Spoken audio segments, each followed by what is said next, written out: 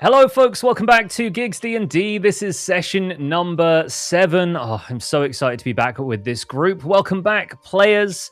Let's make some quick reintroductions of your characters before we get to the juicy leveling up portion of the stream, and I can do a little recap for everybody. So, kicking off in the top left, let's have Jem start first.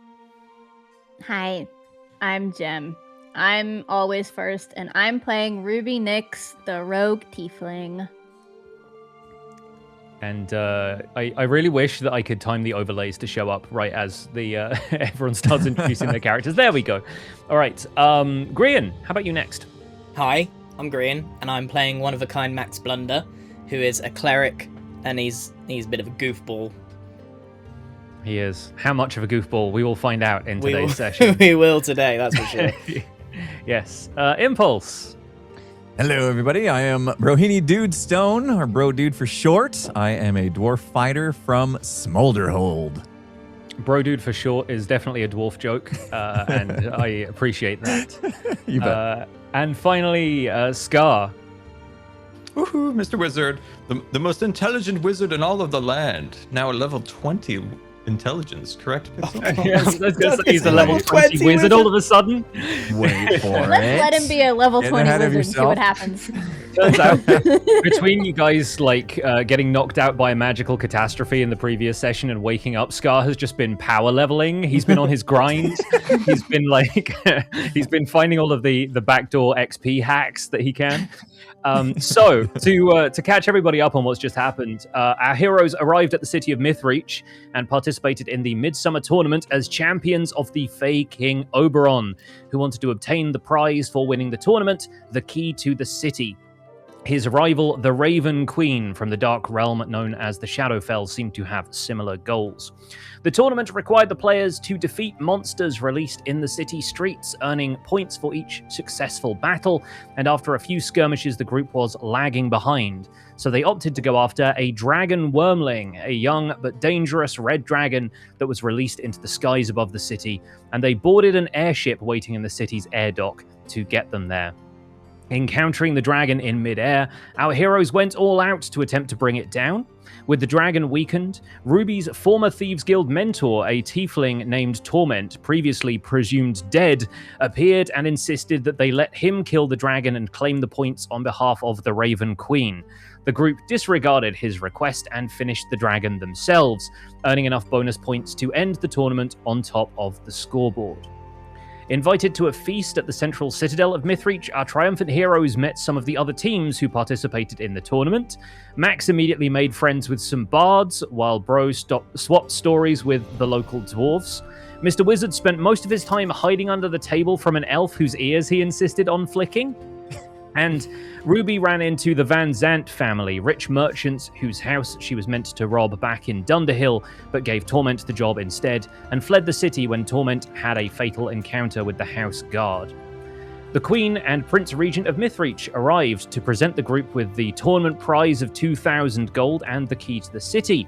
And as the group was debating whether or not to give the key to Oberon, he appeared and encouraged them to see what he would do with it.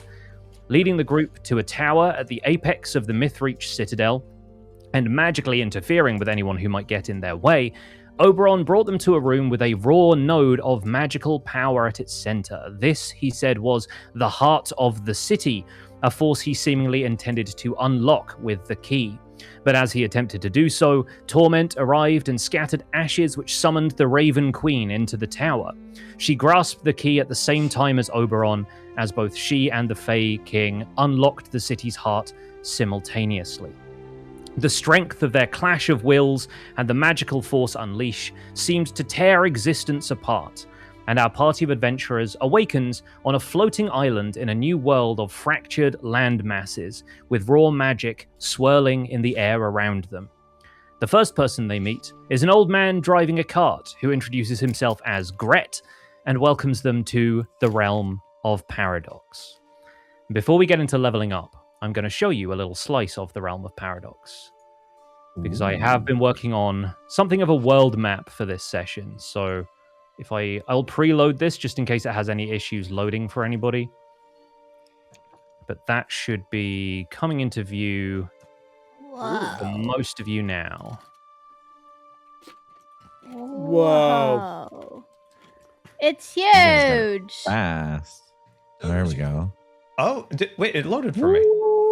Yeah, Yay, this one should have a slightly easier time loading because it's not animated or anything. But yeah, I have intentionally left a little bit of a blurry effect on this so you guys can explore and discover this as you go without there being like a fog of war or anything. But if that's showing up properly for people, then good, because this is where you find yourselves now in the kind of bottom left-hand corner on the Isle of Awakening, where you'll find a little D&D banner icon that represents the party as you're going to travel through this sort of overworld environment, getting to various locations. But before all that, we have to level you folks up. Does anybody need to run ads before we start doing that? Because I know this is something people will want to tune in for. So let's run a quick ad, and everyone can enjoy their time admiring while we're doing this world. that, how do I bring up my guy? I can't find my guy. I've abandoned my boy. My Go to the actors panel on the right-hand side. Yeah, I just see the party. Players? Oh, I have to... Players? okay, sorry. There, Yeah, you have to open the players folder if it's not open already. it was not open. That's where I went wrong. Yeah. And I'm going to open up my copy of everyone's character sheets so that I can do the leveling up along with you guys and make sure that I know what's going on behind the scenes. Oh, look at this map. Finally, I had my thing was all goofed up. Took me a second to get it. Did you make this or did someone draw this? I made this. I made this on a program called Wonderdraft, which I've been using to make world map stuff for a little while. It's kind of the sister program of Dungeon Draft, which I use to make a lot of the battle maps and stuff. So yeah, I've been getting to grips with this over the last little while. I've also been working on a world map of the material plane, the sort of dimension that you guys were exploring the rest of the time, but it takes a lot longer to fill out an entire world with detail, whereas this has kind of distilled it down to 4 or 5 locations. That's a lot easier to draw.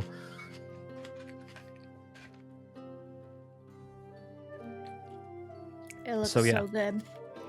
And yeah, hopefully the colorful background is convincing enough as a magical vortex of raw swirling energy, because that's what it is. So I guess we are level 4 now. That's the most important thing we need to know. Yeah. Yeah, the party is level 4, and for the first time, your ability scores are going to increase.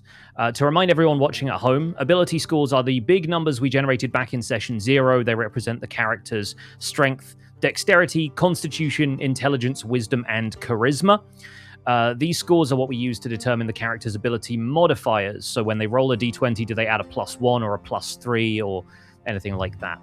At level 4, the characters get to add either 2 points to one of their ability scores or 1 point to 2 of their ability scores.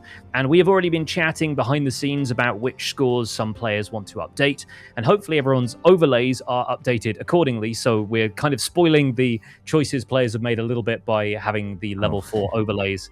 Thank you, Coco Bats, for providing those. But we're going to level everybody up one at a time. Does anyone want to volunteer to go first? Mine's easy. I can get mine out of the way. All right. Right? I'm just spilling tea on myself. It's fine. I got a feeling mine's going to be the easiest one. I don't have new skulls or anything. Do me an impulse. And then great stuff. All right. Other 2. We'll begin with Brohini Dudestone in that case. So yeah, we'll open up Bro's character sheets. We can click the little edit wrench in the top left. Yep. Go to the features tab on the right-hand side. And you're changing the Fighter Battlemaster level from 3 to 4. Is that making sense? Yep. I'm there. 4. Okay. Yeah, so that's going to pop up with a dialogue that says, take average hit points. Uh-huh. So we're just going to click next. Next, okay. Yes. You need to click the checkbox next to ability score improvement feat. Whoa, okay. And that will open up your... like advancement thing where you can add points. Yeah. 2 points. And I've decided to just... Well, I've been working out a lot, doing my bench presses and stuff. So I'm stronger now, yeah? 2 points just to strength. That's what we decided. I think we are all in favor of Bro Dude being a little stronger, yes. So yeah, I need to kill things faster and stuff so I don't die. Increasing your strength score to an 18 brings your strength bonus up to +4, so that means you get additional points when you hit stuff, both to see if you hit to beat something's armor class, but also then in damage calculations and stuff as well, you'll get an additional point. So that's looking good. We can click next. Sweet. You also, as a fighter, get to choose weapon mastery in one more type of weapon. So the drop-down list there will have a bunch of options. Oh my goodness. I believe you were already throwing javelins before, but if you've been using those in combat, they weren't adding your proficiency bonus at the time. So if you wanted to maybe add javelin, that could be an option. But if any of the others are singing to you, then feel free to choose another. I quite like the javelin. It'd be nice if it did more.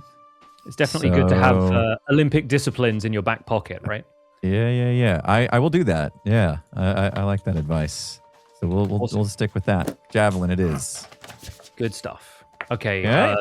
Next thing that pops up, we're just going to choose no replacement. So just hit next because that's deciding whether you want to change your fighting style. I'm good. You gain an additional use of your second wind at level 4, so you get more chances to heal. And I think you can also use one of your other abilities with that. I forget which one it is. I think it might be Tactical Mind. As a fighter, you get like another use of that. Sweet. And yeah, your weapon mastery is increased, which is what we just decided. So that is Bro Dude all leveled up to level 4. Easy. And he now has 36 health and is looking very stout, very dwarven, Nice. and That's much better. battle hardened. We love it. All right, Big muscles. Gem, you ready to level up Ruby? Yeah, let's do it. All right, click the wrench, click features. Change that drop down from a 3 to a 4. Guarantee you Scar has not features. done his homework on the spells. Drop down where? He can hear you. This is It's got it. we have the fun of being able to do his homework with him. Okay. So this looks like it's going to be very easy. Do I It's just got take average? take average, and then click ability score improvement feat. Got Click it. the little checkbox there. Which two did you say you were adding to? Intelligence and charisma.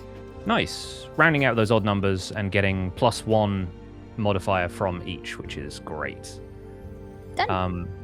So intelligence is going to contribute to your skills, and charisma is a really good one to increase because your tiefling cantrip that you can use uses charisma as the spellcasting modifier. So I think that's a really good I thing. never used that, but it is nice. I think we've maybe used it in one fight, and then it turned out stuff was immune to cold damage or Yeah, necrotic I damage, tried it whatever type once. it is. Yeah. Trust me, there will be more things to use it on as we explore the realm of paradox. But thank you for being a good sport, nonetheless. Okay, fantastic. Which of our spellcasters would like to step up to the plate? Do you need more time, Scar? Not all at once. I'll go. Make it easy. Right, I'm going strength. 1 point in strength to round it up to 20. Oh, I was muted. And 1 Yes, Scar, point sorry. in constitution. So that puts me at 20 and 16. Yes. Done. So you've got that open in the advancement thing, yeah? Oh, are you so. changing it on your character sheet? Yeah, is that what I was supposed to do? Not so much. If you can change those back, for me, I can walk you through the process because it's going to ask you to do it when we level you up. Okay. Done. Right, I'm Okay. listening now. Yeah, click on the spanner in the top left, Yep. and then click on features, the third tab down. Yeah. And when you click on the drop down next to cleric trickery domain, you can change it from a 3 to a 4. Oh, yep. 3 to a 4. Done. Yep. Take average, and so yes. take average hit points, and then on the next screen, click on the checkbox next to ability score improvement feat. It'll pop up with a thing that lets you add to the There it scores. is. Okay. This is the legit way to do it. Okay. So then Next. we get I get a increase in new cantrips. Next. More spells. Complete. Yes. So Max is now leveled up, but of course you wanted to pick some extra spells. You get one extra cantrip and one extra spell of level 1 or level 2. And I think you already know what you're getting, so I do. hit me up. What's it called? Weapon. I want weapon. Oh, hold on. You want spiritual weapon? Spiritual weapon. That's what I want. Oh boy. Spiritual weapon. Yeah. Spiritual weapon's a fun one. We're gonna have a good time with this. For the people who don't know what it is. Yeah, for the people who don't know what it is, you can summon a weapon of whatever shape you desire, as long as it is a weapon. It basically floats in the air nearby, and as a bonus action, you can command it to attack, in addition to you attacking on your turn. So it's basically like it deals an extra 1d8 force damage plus your spellcasting attack bonus. But yeah, it's basically like a magic sword that floats in the air and hits people for you. It's unlikely to be a sword, but okay. Yes, we will see what Max's manifests as. Okay. But bear with me 1 second while I drop this into your character sheets. Let me just remind myself what cantrips I already have. Where would I find that? Your cantrips are Guidance, Sacred Flame, and Thaumaturgy. The Spells tab is the fourth one down on your character sheet.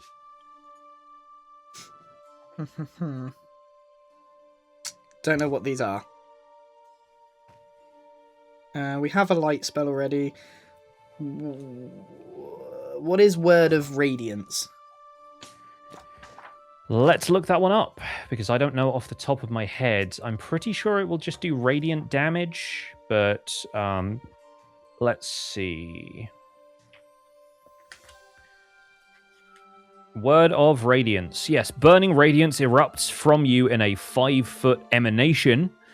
Each creature of your choice that can see it must succeed on a Constitution saving throw or take up to 1d6 radiant damage. Yeah, okay, so basically it's a radiant attack that attacks you in like a range around you. Right. Sounds similar Does to that hurt Sacred friends? Yeah, friendly fire. Is friends? Is there friendly fire? I think it's each creature of your choice, so I don't Okay. think it will hit I other get people the next to shoes, you. okay. Yeah. Compliment his backflips. He won't get you. There's also mending, which I'm guessing does what it sounds like. It's something broken. Yeah, it does what it says on the tin. I It can just allows fix- you to is it repair like- small object. Small objects. Okay. Yeah. I'm gonna go for Word of Radiance. Cool. I want some more attacks in my arsenal, to be honest. Love that for you. And yeah, I will drop that onto your character sheets. Sweet. I'm done. That brings us to Mr. Wizard. Woohoo. Okay. So we are going from level 3 to 4. We are going from level 3 to 4. Nice. Okay. Where's your Would little you- circle thing? Your little indicator. All right, where do I go? Where do I go to Chat, check they out? can't I got hear it. me, Oh but my I am God, out of beers cheese. in my mouth again. Okay, have you got your character sheet open? Yes, and then go to wrench. And Wrench in the then- top left, Yeah, I got that. and then Features tab on the right-hand side. Oh, and then just move this to 4. Yeah, and then the little drop-down list next to Wizard Diviner, move that to 4. Is that correct? Can you see it? Is that correct on your side? I It's can't up. see it, but if it's popped up with a thing that says advancement, then yes. Yeah, probably. Probably. You should have a pop-up star with things to choose and next buttons and stuff. I think so. Yeah, it says wizard. Then there's a little +1 there. I can invite someone. Yeah. So you click on that, and it will say hit points take average. Has that popped up for you yet? No. It might be behind your character sheet. If you want to try moving your character sheet around, it might have gone behind. Yes. Yep. Okay. All right. Perfect. Okay. So, all right. So it's 4. So then click next. Yep. Okay. Click let's see, on the wizard little the checkbox on the right hand side where it says ability score improvement feat. If you click on that, Okay. it'll pop up with a bunch of pluses and minuses. Yep. So just click plus next to intelligence twice, because you're increasing that to 20, not to level Is this a 20. new interface right here? No, I'm Looks pretty sure. different. Oh. This is just something we haven't used yet because you guys haven't been increasing your stats with Ah, each I level see. that you go up. I see. All right. right. Intelligence of 20. Yep. So click next.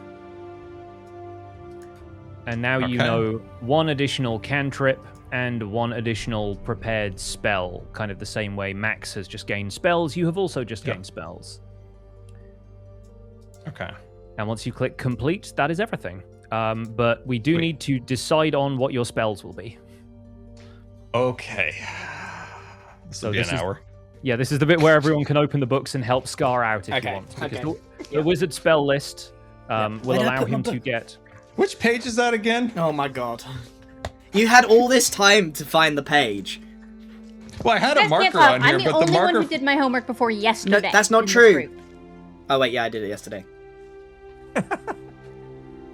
So Dude, I was getting some So records true. on Parkour Warriors. Yeah, so- yesterday's fine. the wizard spell list is on 168. And I got confused by this, Scar. Just because we're level 4, we don't have access to level 4 spells. No, you have access to level 1 and level 2 spells. Yeah. So you get 1 more of those. Oh, and there's 1 a more lot. cantrip. There's a lot. Yeah, there's a lot. Yeah, I get overwhelmed. Well, I'm just going to Yeah. point out there's levitate. There's gust Like of that. wind. Surely you'd like that.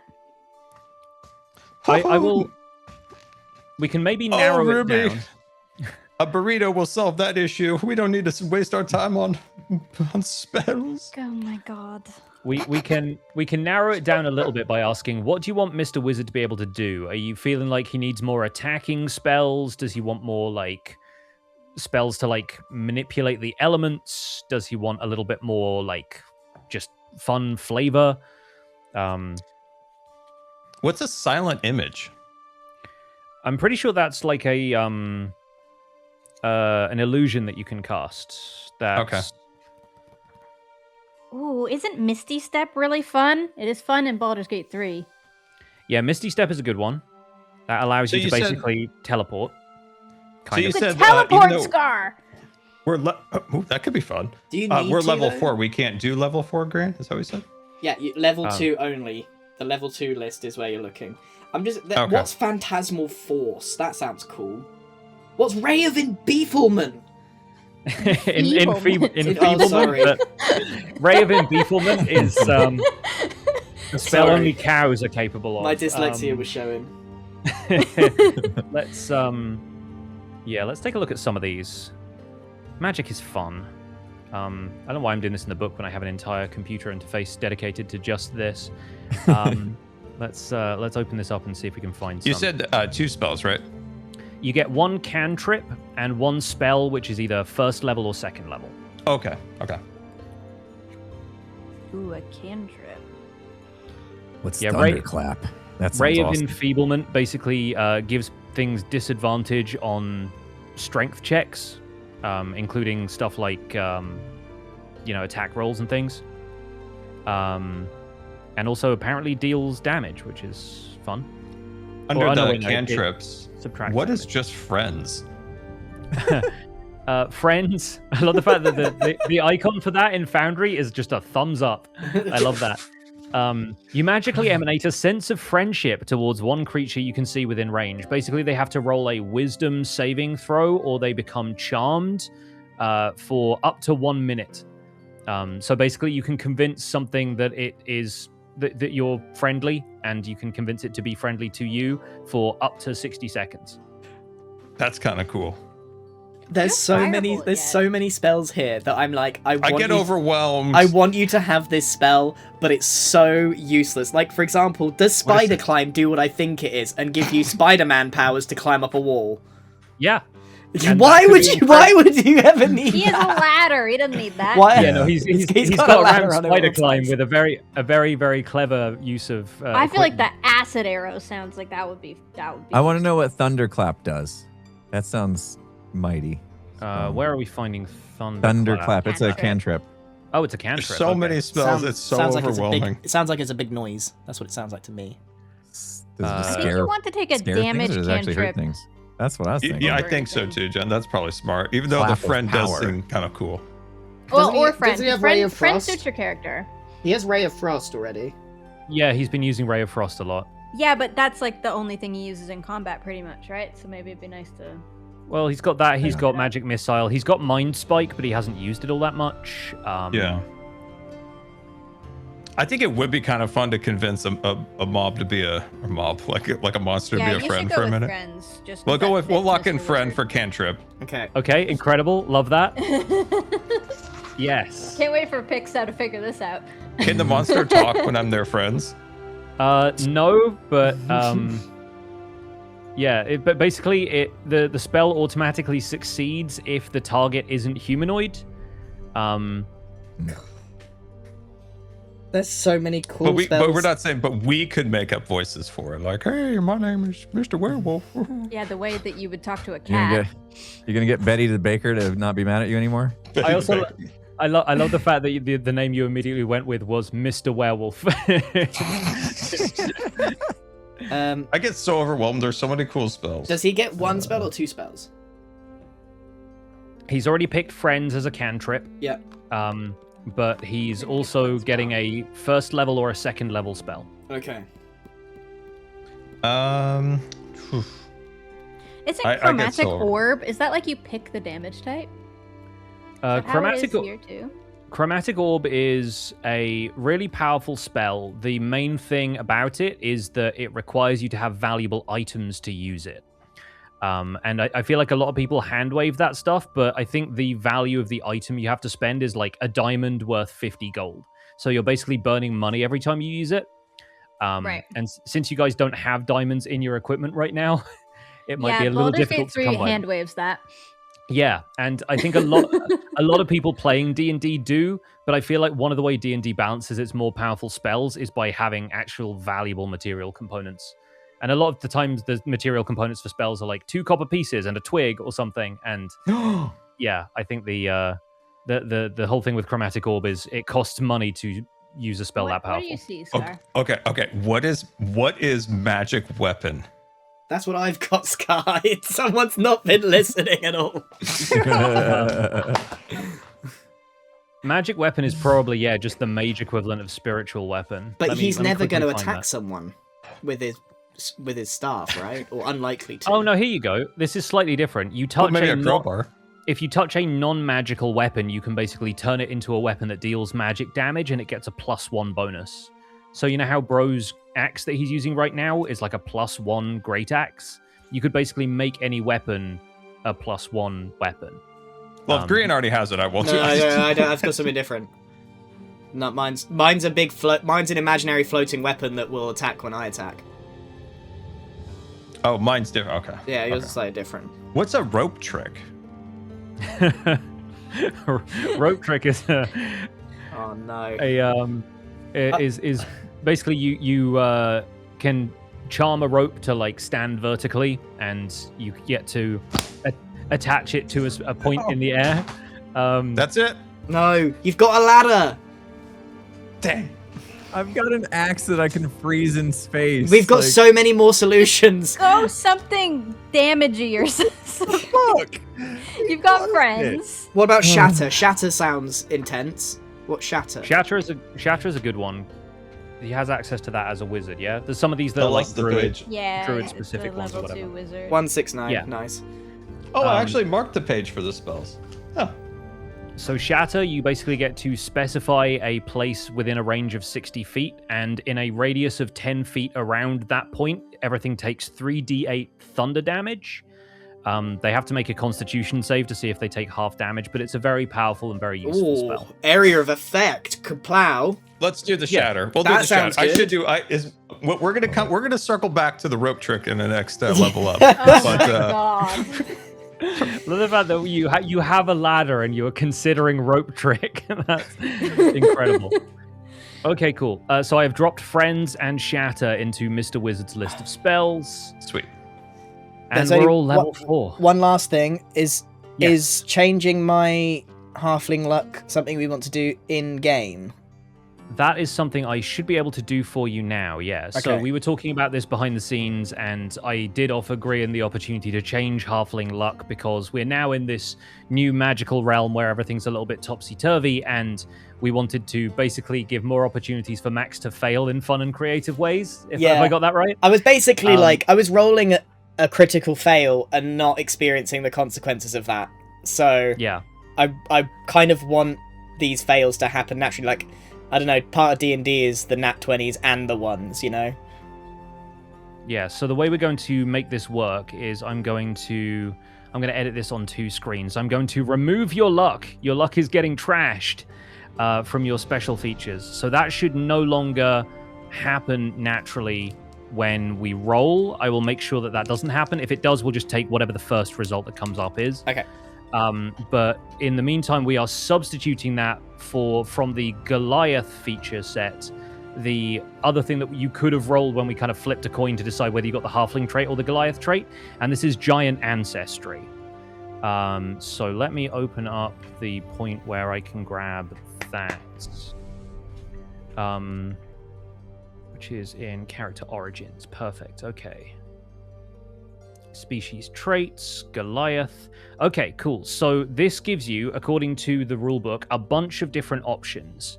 And we were discussing those beforehand. Do we want to have that discussion on stream as well, just so people can? I could just tell them which one I chose. I could choose which type of giant my mother was, and she basically was a cloud giant. Cool. So this gives you the additional skill Cloud's Jaunt, which says, as a bonus action, you can magically teleport up to 30 feet to an unoccupied space you can see. Because this is a species trait, you can only use it twice per day, or you can basically use it as many times as your proficiency bonus, which right now is 2. So you can use it twice per day. You'll be able to use it more times once you level up a little bit more. But you have to take a long rest before that feature becomes available again once you've used it. Yeah. That's OP. That's Misty Step. That's basically Misty Step, which is pretty cool. It turns out all of the Goliath ancestry options are just freaking awesome. They're really all of them were really good. There's one where you can just decide to take less damage, a lot less damage. Yeah. And you can do that. You can just casually do that twice per day. So that is that. We are all leveled up. My goodness me, that actually felt like an efficient exercise. All right. Is anyone really bored? Chat, are you still there? Is anyone still Wait, hold on. still Let him here? be bored for one more second, because I got a question about one of my fighter features that I feel like I haven't used properly. Please, Combat Impulse. superiority. Have I completely neglected this combat superiority? No, combat superiority is what you've been using when you've used evasive footwork a couple of times, and you've used. Okay. You had. We haven't had a chance for you to like parry attacks yet. And you also got Commander's Strike, which is where you can let somebody else take an attack on your turn. But yeah, those That's what I should do with Ruby, because she's always so killing everybody easily. potentially. But also, so we have been using it because I have 4 uses of it, and I didn't remember like keeping track of that. Okay. Yeah, no, we have also had a long rest because you guys rested before the feast at Mythreach, so you guys should be like fully like restored in all of your abilities and spell slots and that kind of thing. I will quickly check that the casters have their spell slots back. Do I do the thing where I roll to get the? Yes, good we're luck? we need to roll your portent rolls, don't we? Well remembered. Let's I do don't that want to forget now. Big deal. So yeah, if you open your character sheet, go to I think it's in features and click on portent. Let's see. Yep. Okay, here it is. Great. And then in the chat message where it says D20, click on that. Roll that dice. Let's see. D20 roll. Oh, That's one of good. those. That's good. Wait, You that's good. That's so good. You That- can Now force get a somebody 20. to Now get a fail. 20. Yes, Okay, that's right. you can force something to critically fail. Incredible. That's Yeah, exciting. Oh, I love that. I love that. 11. Okay, Oh. well, the not other one bad. is Force an somebody 11. incredibly mid. It's not bad.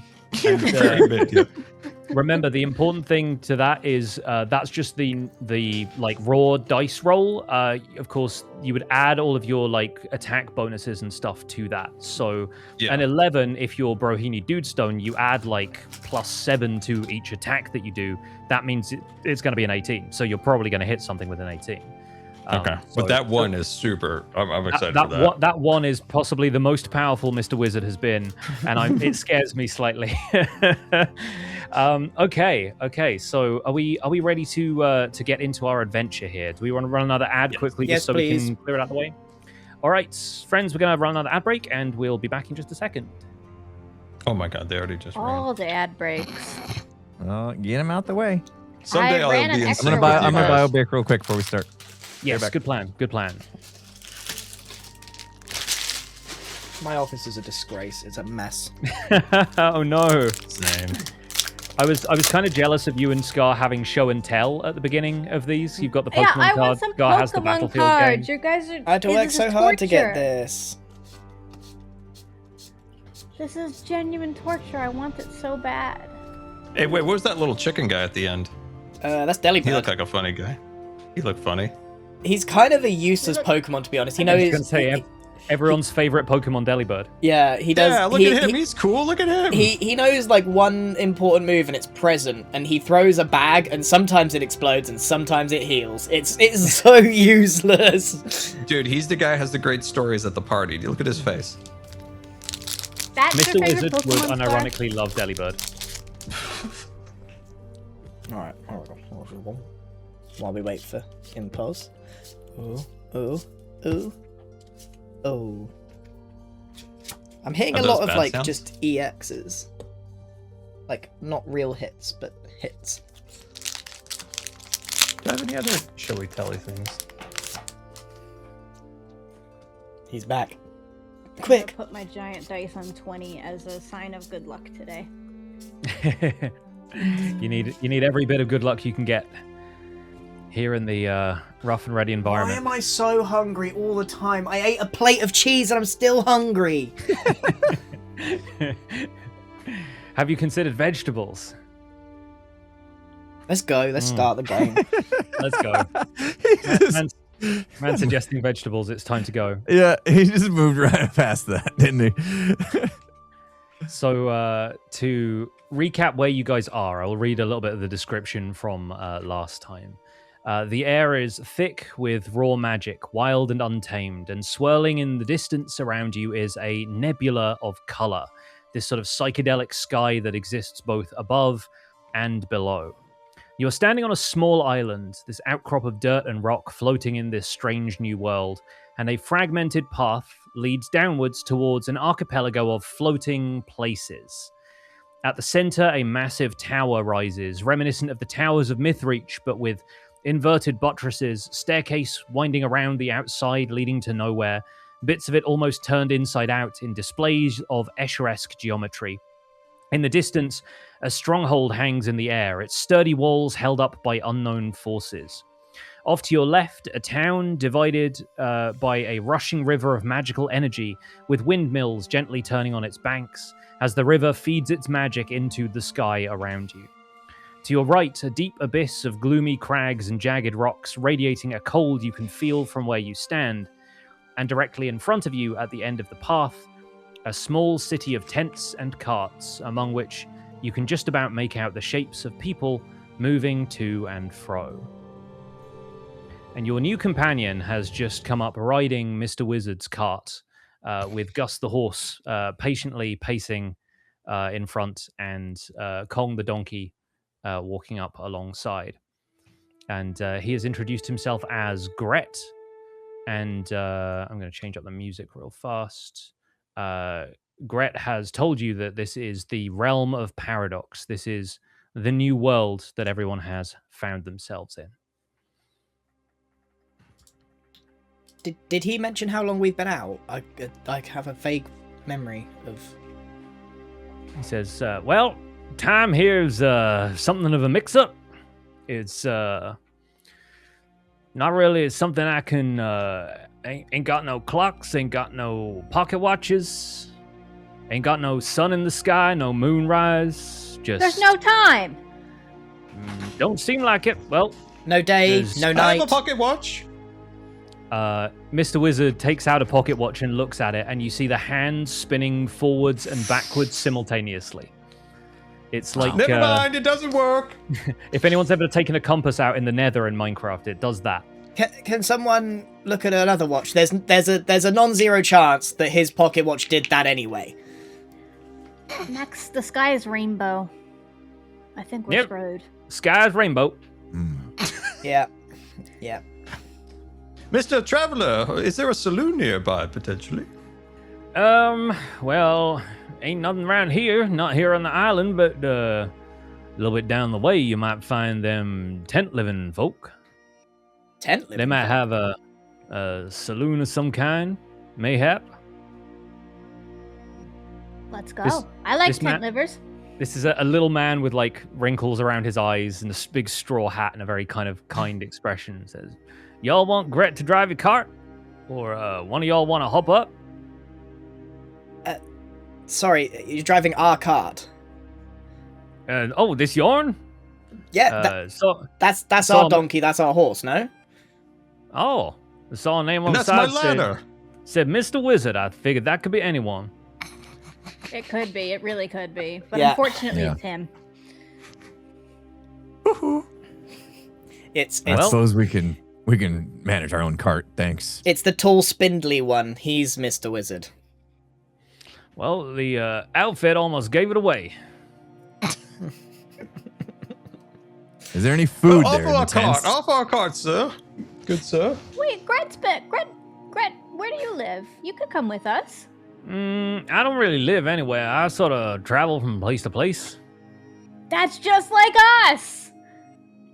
Yeah, y'all mind if I tag along? Y'all seem like the capable folk. Fine by What do you me. think, guys? I More the just accept merrier. anything at this point. Sure. Come on, Gret. In the back. Max will drive. What? He kind of flips you a salute, hops down from the front of the cart, and hoists himself up into the back.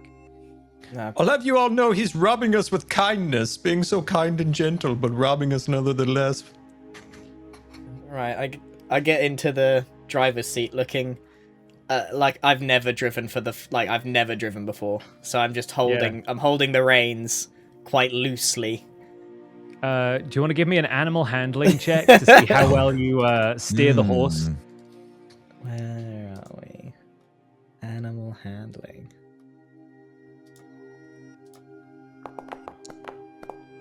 Oh, God. Oh, we're in trouble. Hang on tight. Yeah, you have barely got into the cart when Gus the horse immediately bolts. 6, Gret. I swear runs the dice straight is for- canon sometimes. Gus runs like straight for the nearest cliff and then just sort of like rears away from the edge, turns slightly, and you all sort of lurch to one side as Max kind of steers you down into this gully that leads out from the island. Don't worry, he's hanging off I've the- got this. Don't worry. Have you I'm never seen a horse? I'm getting the hang of it. Look, a man just offered to drive this car, and you put me here, so I really don't think I'm the one to. Don't blame me. Useful. I gotta say, this is about as good as my driving, so use on your own.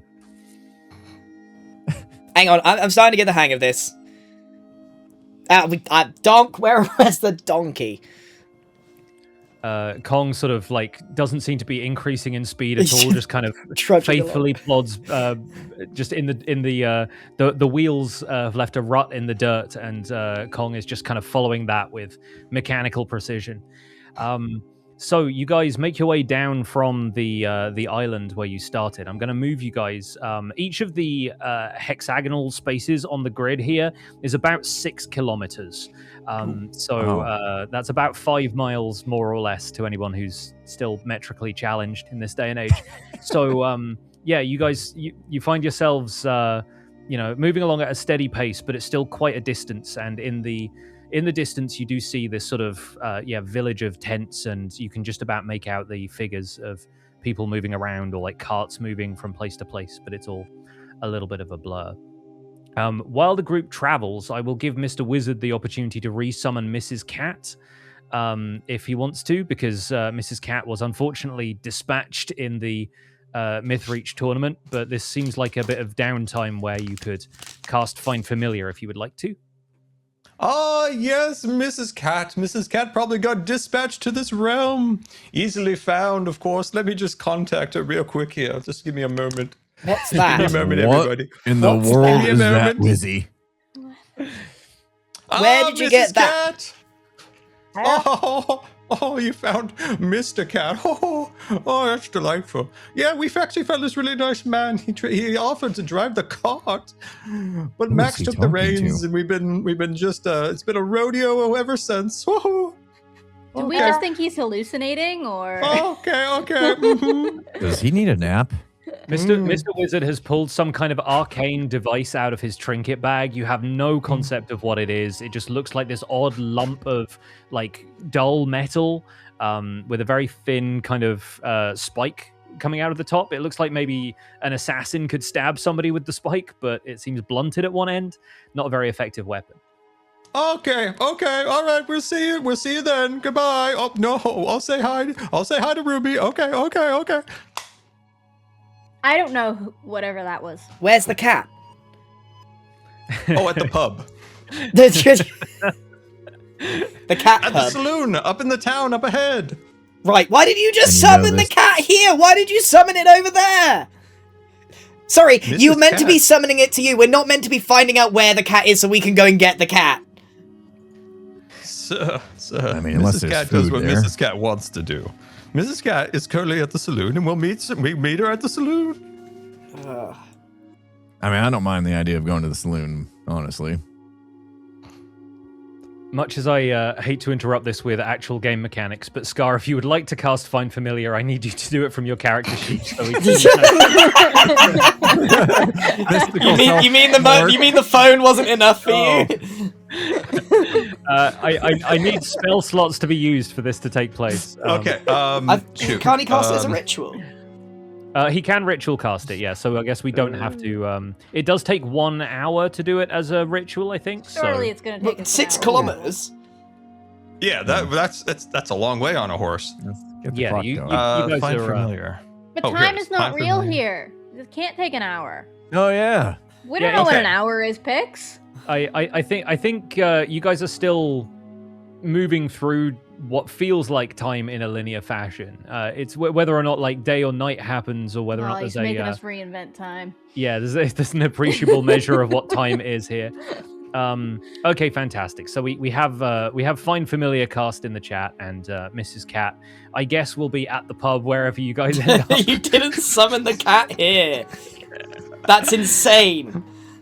And Mr. Wizard will know she's around when his telepathic connection kicks back in when he's within 100 feet of her. So we'll figure out where that is in a second. In the meantime, as Max continues to drive the wagon down into this little spit of land here, and the land broadens out into this wider realm of canyons and a network of passageways through what feels like a kind of dusty badlands sort of area. I'm going to make Max roll a survival check for me. Why? What? Survival. Uh-oh. You chose the to bottom. drive the cart, my friend. You're the one who's leading the team right now. 16. All right, a 16 is pretty good. So, Do I up need to use ahead my of you. stone sense? no, maybe in a minute we will Okay. see. Up ahead of you, on this dusty trail that everybody is currently driving on. I haven't done the cart on this scene, so apologies, friends. But yeah, you notice. I think you sort of pull the cart to a halt. You sort of rein in the horse, and you notice that there are tracks in the dirt, in the dust around you. Where the dust has sort of shifted a little bit, but there is the outline of large hoof prints here. Looks larger than like a beast of burden, like a horse or a cow or something. It's you spot these from a good distance away. Don't worry, I'm gonna take a real good look at these tracks and see if I can identify them. We stopped the cart. Yeah, Yes. I've stopped the car. I think Gret hops down from the back and says, "What's taking y'all so long?" There's some sort of tracks. Like, do you know what this is? Let me take a good look. Gret was a tracker back in his day. I'll see what I can detect. He's gonna roll a wisdom check.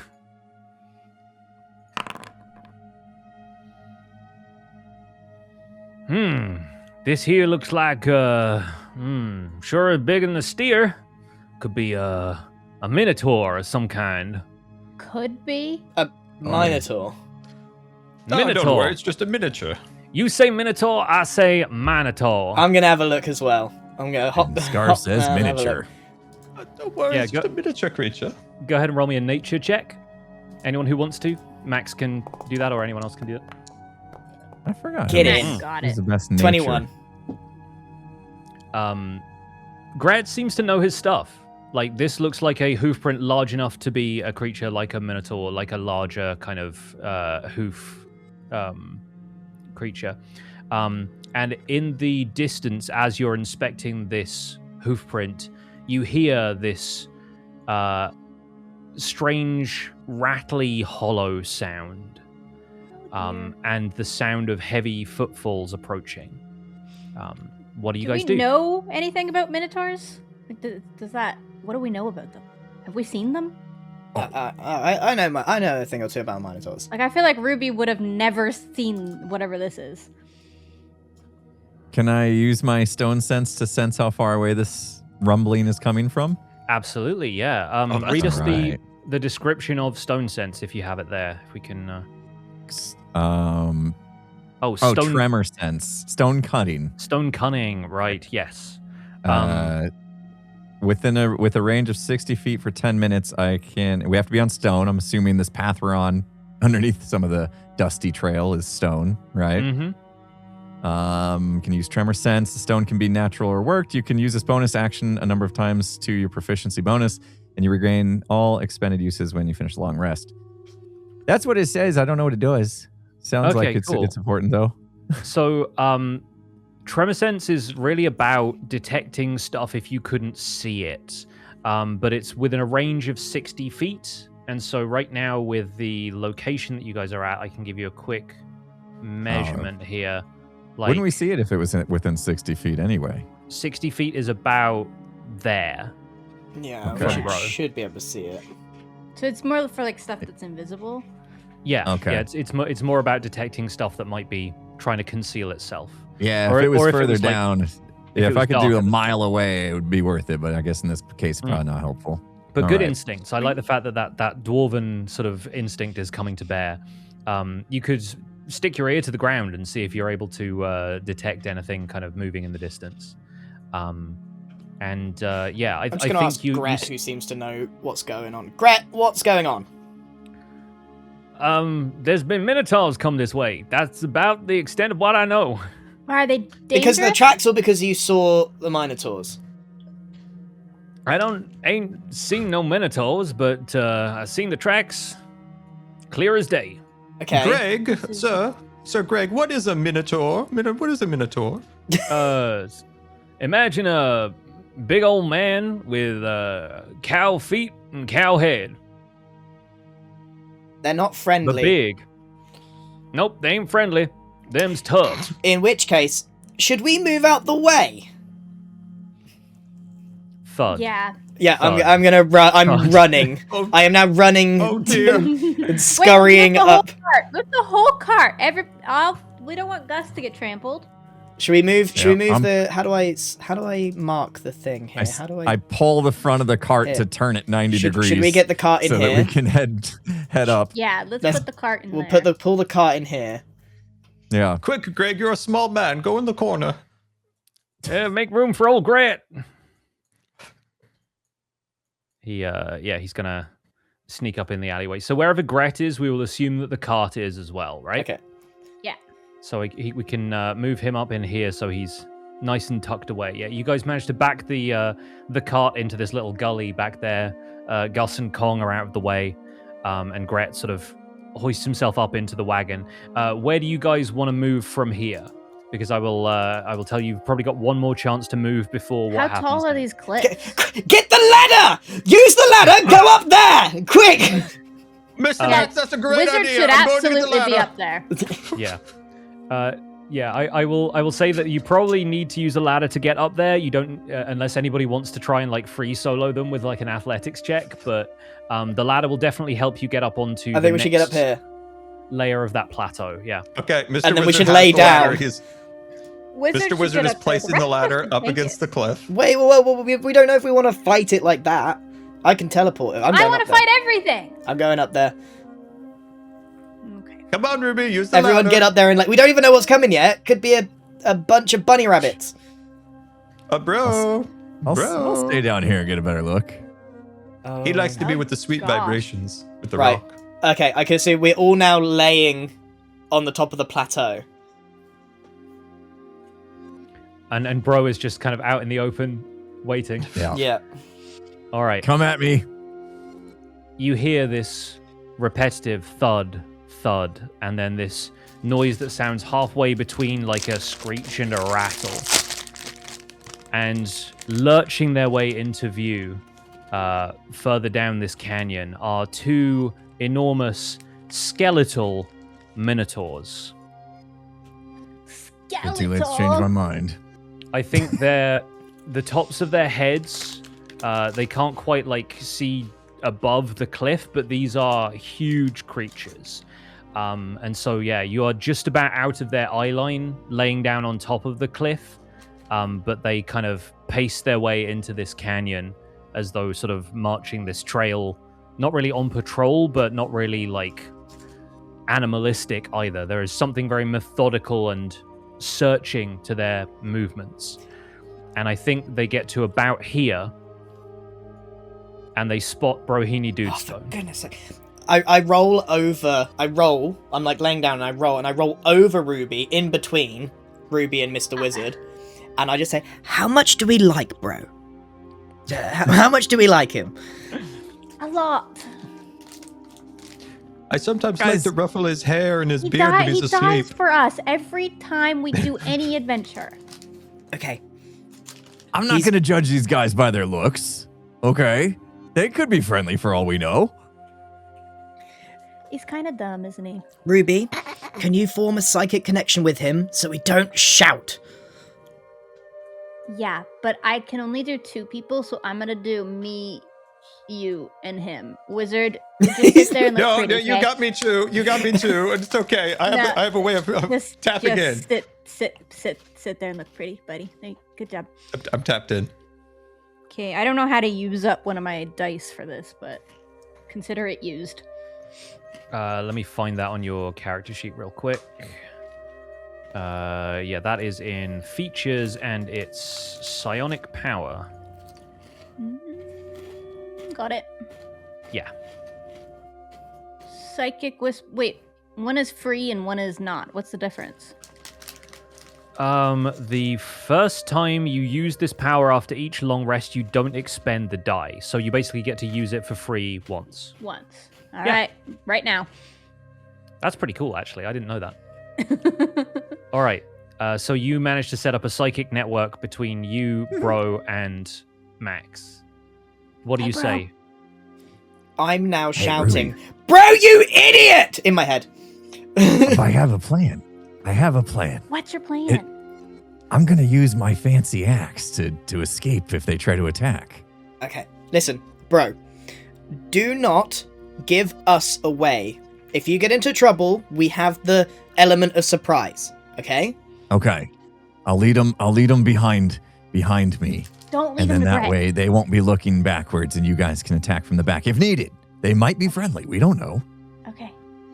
Tell bro, I said hi. Wizard says hi. Wizard, be Oh. quiet. Yeah, tell them to be quiet. Each I'll of the find out if these Minotaurs, guys are mean. they take an additional step forward, and I think probably, let's say this one makes this noise like...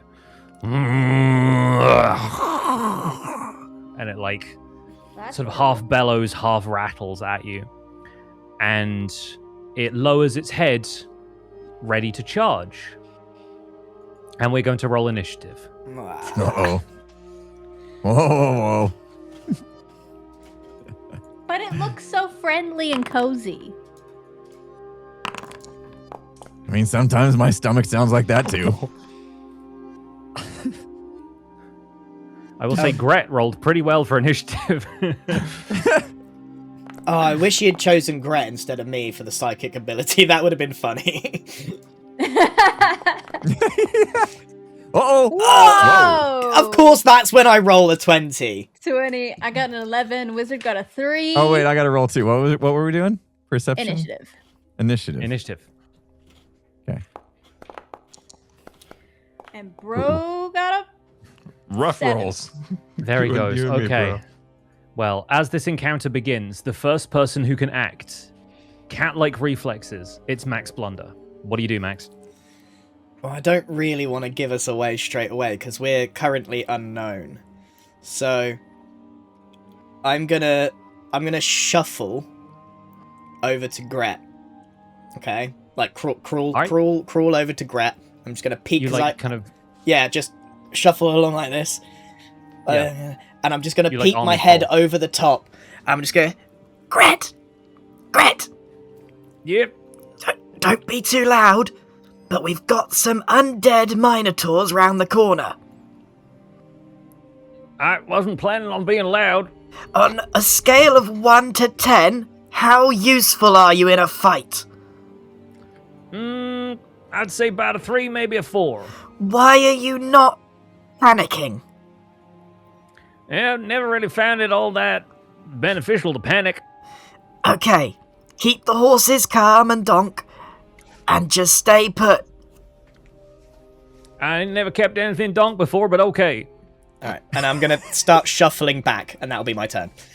Okay. Max, do something. Bless us. Do something useful. Don't you have like a fake person? I would like to you tell make? him that in his head. Sorry, I could. Don't you have a weapon you can literally put down there? Do you have an egg? I'm a little hungry. Hold on, let me look at my spells. You've maxed out your movement, but talking is a free action, so I will let you do something else before it ends your turn. Okay. Where are my spells? Spiritual weapon. It's near me, right? Let me quickly check the Within distance on range spiritual. in a Like you were space literally of you? gonna talk for your whole nat 20 action. The range is 60. The range is 60 feet. It says at the top, so you can cast this as a bonus action, and you can Okay. basically have it appear within 60 feet of you. I'm gonna bless up. Man's gonna bless. All right, who are you blessing? It's 3 people, right? Yes, and I think everyone is within 30 feet of you. Yeah. I will Yeah, say, roughly. Bro, Ruby, and Mr. Wizard. All right. Sucks to be Gret, I about guess. Yeah, all right, there we go. Bro, Ruby, and Mr. Wizard are all now blessed. Max has to keep concentration on that spell, and that's going to be the end of your turn. The first creature to act is the Minotaur skeleton. This one down here is going to run at Bro, has a movement of 30 feet. It gets there, and is going to attempt to gore you. So, going to quickly roll a moving attack. All right, does a 16 hit Bro's armor class? I don't see the Minotaurs in the initiative. My armor class is 16. That means it hits. You're not seeing them in the initiative? No, I just see us and Gret. There they are. Okay. 1, 2. Yeah, I need to toggle their visibility There for we some are. reason. Fantastic. Okay, so 16 hits. I need to roll some damage. And... Okie doke. Ooh, okay. I hate when he makes that noise. Yeah, that is going to deal 21 damage to Brohini Dudestone. How does my parry work? It says when another creature damages you with a melee attack, you can take a reaction and expend a superiority dice to reduce the damage. Do Can that. I do that right Let- now? Let me just say, yeah, now is definitely a good time to do that. Yeah, because that's a lot. So I'd like to do that if I can do that now. like a bullfighter, you're like, you Yeah. sidestep and try to parry this thing. It maybe gets you with one of the Parry. horns. But yeah, click on parry. Go ahead and use it. Okay. Yeah. And roll. Roll that die. Okay. That's something. Fantastic. Yeah, so that's basically going to take off 8 damage from the 21 you would have Oh received. my god. So you're only going to take 13 damage from this. Only. Only. Yeah. All right, so that puts me at 23. Yeah, so you get one of the horns. Am I still talking to but not the Ruby? other. Yes, Yeah, you're still that mind lasts a linked with while. You Ruby. can still talk. Ruby, not friendly. They're not friendly. Thanks for the update, bro. It's almost like you should have You come up bet. the stupid ladder. Don't worry. I have knives. That come out of my hands. Gret is next in the order. He's going to roll an animal handling check because the horse and the donkey have just seen a minotaur attack Brohini Dudestone, and they don't seem too happy about that. So he's going to roll animal handling. Hicks, if you get Gus killed, I'm going to be so mad.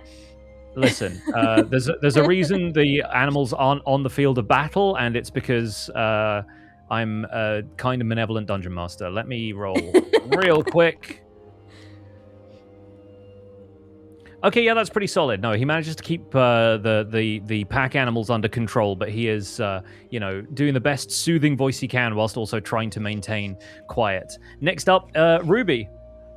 Nice. Ruby's got advantage, right? Because of Bro being next to that guy. So she can sneak attack.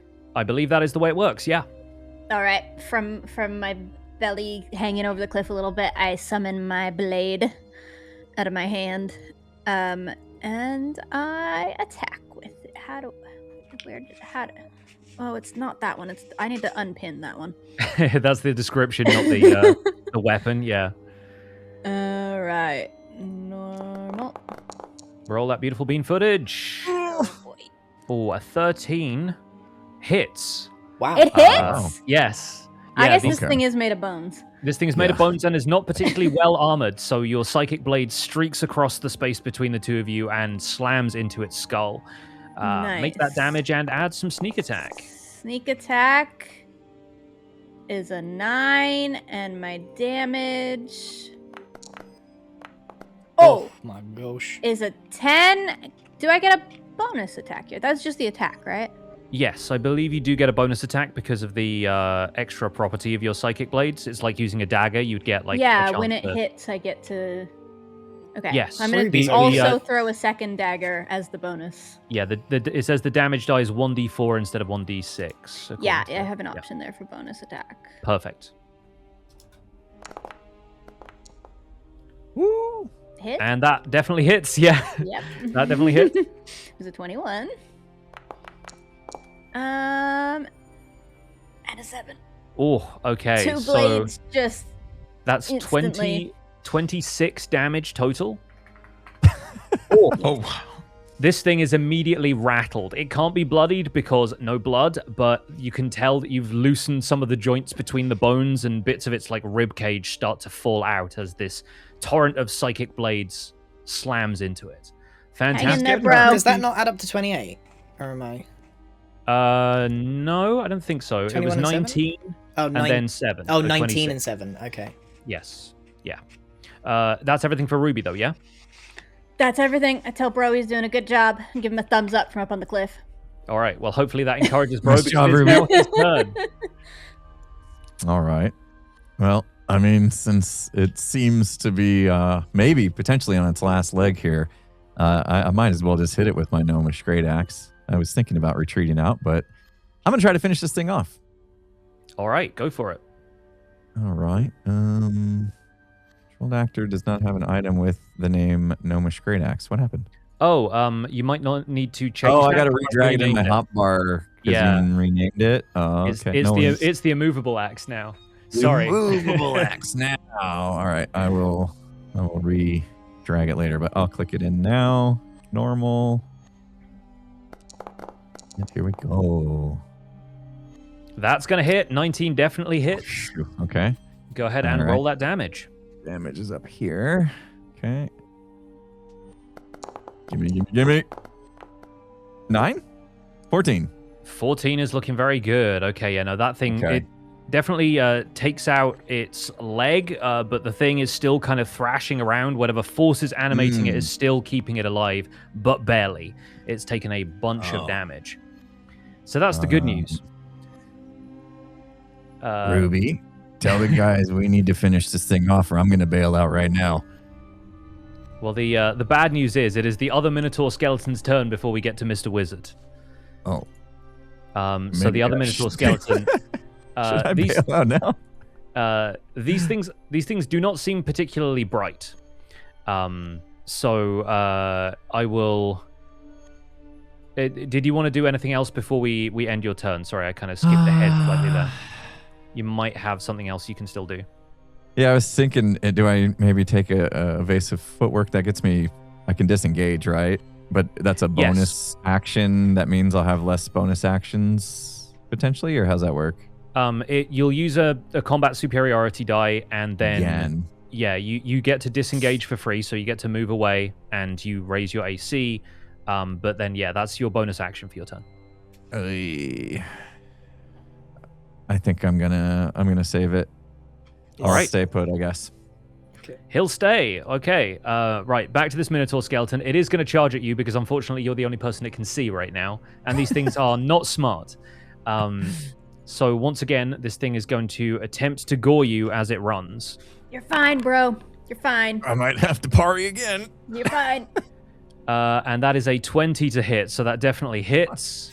Is it a crit? No, that was not a natural 20, but a 20 total. 20. Yeah. So we're going to go ahead and we roll. were in danger if that was a crit. Roll that damage. These things do extra damage if they are running at you. So it's going to hit you for a total of 18 damage. Jeez. Are you still alive? I think I might parry again. You're going to parry it again? Fair play. Is it parry or parry? Parry. It's parry. Parry. Parry. I'm gonna parry. Okay, that's your reaction. Using these up quick. All right, you managed to halve that damage, so you're only going to take 9, having rolled 9 on the parry. 14. Wow, rough day. Brohini Dudestone, amateur Toreador, is somehow managing to only get one horn and not both. All right, fantastic. That is going to be the end of that Minotaur's turn. Now it's over to Mr. Wizard. Ruby, tell him next time to use the ladder. Wizard, just shoot it with ice or something. Bro, you guys hurry up and kill these things before they kill me. Yeah, the Minotaur sort of looks up and around as it hears a voice coming down from the plateau. He's giving Don't us tell away. the Minotaurs, but next time use the ladder. Wizard! Did you do anything bro. quietly? Hold on. No, Mrs. Cat, I'm busy. Okay, all right. We're gonna use a powerful spell, friends. Gather about, look broadly. We're gonna cast Shatter. For the first time, I'm gonna cast Shatter, and I think those dudes are within 10 feet, right? Get them both. Yeah. Okay. Casting Shatter. Oh, wait. There's a bunch of things on here. Place, measured, Oh, I've never used one of these before. Yeah, so Well, this hurt, bro. if you click on place measured template, it will basically give you a square that you can put it on the screen, and it will show you the range of the spell. Your goal with that is to not hit Brohini Dudestone with it, so be creative with where you place that if you can. Or I think I Ruby. committed. Okay, cool. If you want it to be like there, for example, you could do that. Oh, I didn't know I could move it again. I click. Okay, yeah. Okay. Yeah. Yeah, if you Okay. click Ruby, on the tell Mr. Wizard not to hit me with that. Wizard! For future notice, if we have any more spells like this, if you click on the little measurement controls icon there, you can click on that and you should be able to move around any of those that you have placed yourself. Just bear in mind that you need to click back on the token controls button again to start moving your character. Otherwise, you'll end up placing a bunch of templates and you won't know what's going on. I see. Okay, cool. Now I can do damage here. Yes, Mr. Wizard casts Shatter, and that's going to be a Constitution saving throw from these two creatures. So I'm going to roll that quickly now. Okay. The first one fails, as that's a DC 15. It got a 10. And the second one makes it with a 15. So that one is going to take half damage, but that is the one that has already taken a bunch of damage. So go ahead in the chat, click on the damage box Big money, from big Shatter. money, big money, big money. Whoa. 15. Okay, 15. Wow. So this first Minotaur closest to you, you hear this thunderclap ring out across the valley. It echoes in the canyons, and splinters of bone fly off of both the Minotaur skeletons. The one nearest you is going to take 15 points of damage, and that's the first damage it's taken, but part of its ribcage just kind of blows apart. The other Minotaur skeleton is completely blown away, because it only had 5 health left, so despite having been... taking half damage from that, it was enough to finish that one off. So that one is now dead. Fantastic I hear him creaking around. It sounds like Grandpa Wizard. I never considered that he had a grandpa. It feels like he just spawned in. Is that everything for Mr. Wizard's turn? Yeah, that's it. Yeah. Fantastic. All right, moving on. We are back at the top of the order with Max Blunder. How high up are we? I'd say, how tall are these things? I don't know if it's going to give me a proper description of it, but I'd say you're maybe 20 feet up, 15, 20, something like that. Oh no, that's quite what's he high. Thinking? Is he gonna backflip? Backflip, grab him by the horns. Ruby, tell bro to catch him if he falls. He's gonna hurt himself. I'm not saying that.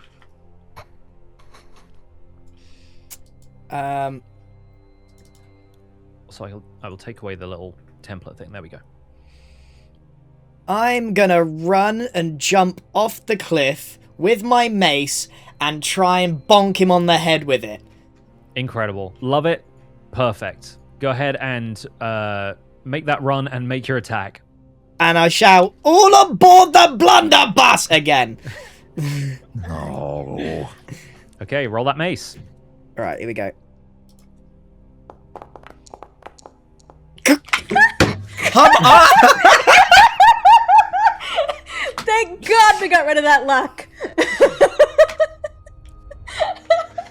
Max reaches the edge of the cliff and trips. The mace goes flying out of his hand, bonks the Minotaur skeleton on the skull, making that very kind of percussive, woodblock sound, and falls to the ground harmlessly. Max falls in the dirt next to it. I'm not getting on that bus. And Max, that is gonna. next time use the ladder when you're going down. I'm now going to roll to see if that spooked the horses. Kokobats, can you draw that for his thumbnail?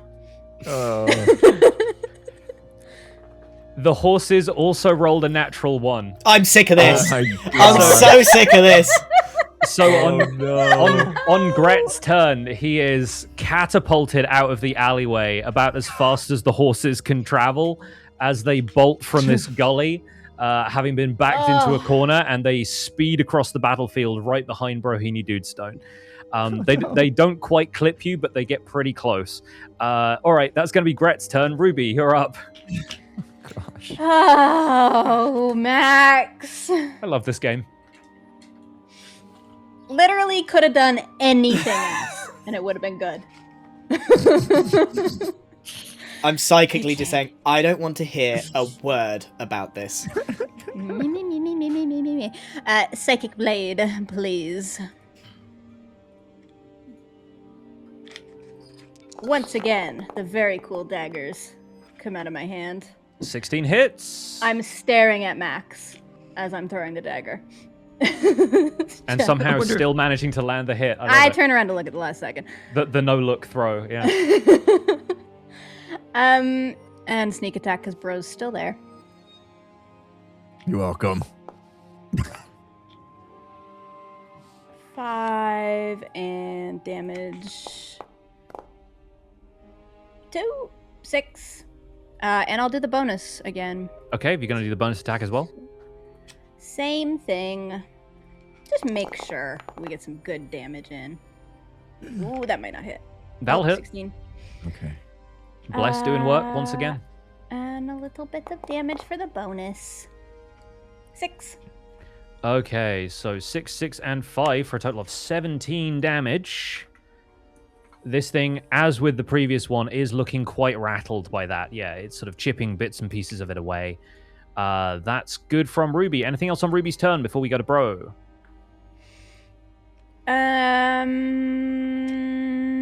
No, that's probably it. Okay, great. Brohini Dude Stone steps up to the plate. Last time I tried to take it out, wasn't Finish enough. it, bro. Finish it. Push the button, bro. Second time's a charm. Let's go for it. All right. Oh, I forgot to put my hotkey for the. I gotta use this thing again. It's amazing. Where is it? Must find my new axe, my movable axe. Here we go. Let's finish this job. Let's go. That's pretty good. That's gonna land. That yes, hits. absolutely. That'll help. All right, big damage. No whammies. Come on. Yeah. Ooh. I'll take it. 16. 16 damage finishes this thing off. Brohini Dudestone uppercuts it, and it clatters into the dust as a collection of bones and nothing more. We are out of combat, and the the horses continue to run around in circles as Gret frantically tries to rein them in. But yeah, eventually, after doing donuts for a little while, he manages to get the horses back together. Gus, you poor thing. I head over and pick up my mace, stand on top of the Minotaurs, and just say, another win for the blunderbuss. I'm gonna Nailed kill him. it. I'm gonna kill Oh him. my goodness. Wizard, I'm gonna kill him. You know, Ruby, we should tell him to. Oh. He fell asleep. Fall asleep. He did. He absolutely fell asleep. What's going on? Tired for you? Didn't do anything. I was the one taking all the damage. He I'm just fine, by fell the way. asleep. Bro, we are carrying this party basically on our backs. Oh yeah, I mean that was nothing. I took a little bit of damage, but nothing like the days was my brother Stonrick beating me up on the daily. You know, I can take it. Super impressive. I would like to snuggle into Gus the horse. Gus And gratefully comfort him. accepts the snuggles, and you hear his heart rate slow down to an acceptable level. Max, says- have you picked up your ego? Can you get in the cart now? Got my mace right here. How did you know my mace was called Ego? Your mace is called Ego? Yeah? How did you know that? I think she was making a joke. It was a lucky guess. Um, Right. Mr. Wizard says that in his sleep. Easy. is there guys. anything on these Minotaurs? Can I have a little look around? Collections of bones. Some of them might make some interesting trophies, but outside of that, you've not got a whole lot you can loot off of them, unfortunately. Okay, well, I might as well take a little bone for my pocket. All right, you grab a Minotaur bone, and is everyone ready to hit the dusty trail once again? Yeah, Yeah. as the wizard's sleeping, can I have a little rummage? Absolutely, you can. Please do. In fact, I was actually able to find a trinket table that I can roll on in Foundry, so we're gonna Oh, go ahead and- nice. we're gonna go ahead and roll that. I will let you have it for free simply because Mr. Wizard is asleep. Yeah, but I don't want the others to notice. Okay, cool. All right, then roll sleight of hand, and just for fun, we'll have Scar roll a perception check with disadvantage. Okay. Ooh, 14. God. I 14 is lose pretty the good. spots. Okay. Perception. Oh, where? Why am I missing it? Oh, here it is. Sorry. You got it. And then disadvantage. Disadvantage, yeah. Oh, yikes. It doesn't The matter. double fours. Yeah, no. Mr. Wizard sort of turns over in his sleep, giving Ruby the opportunity to fetch another trinket out of the bag. I'll say with a 14, I don't think that beats anybody's passive perception, although maybe Max's. Max is is getting Max's? bones right now. I'm putting a Max is- Minotaur in my pocket. There you go. Very cool. All right, let's roll that. Ooh. Okay, that's the most bizarre description I have had from this thing up until now. A trinket. Yeah, I had Max highlighted, so it's going to show up as something that Max has, but I will reveal this to everyone.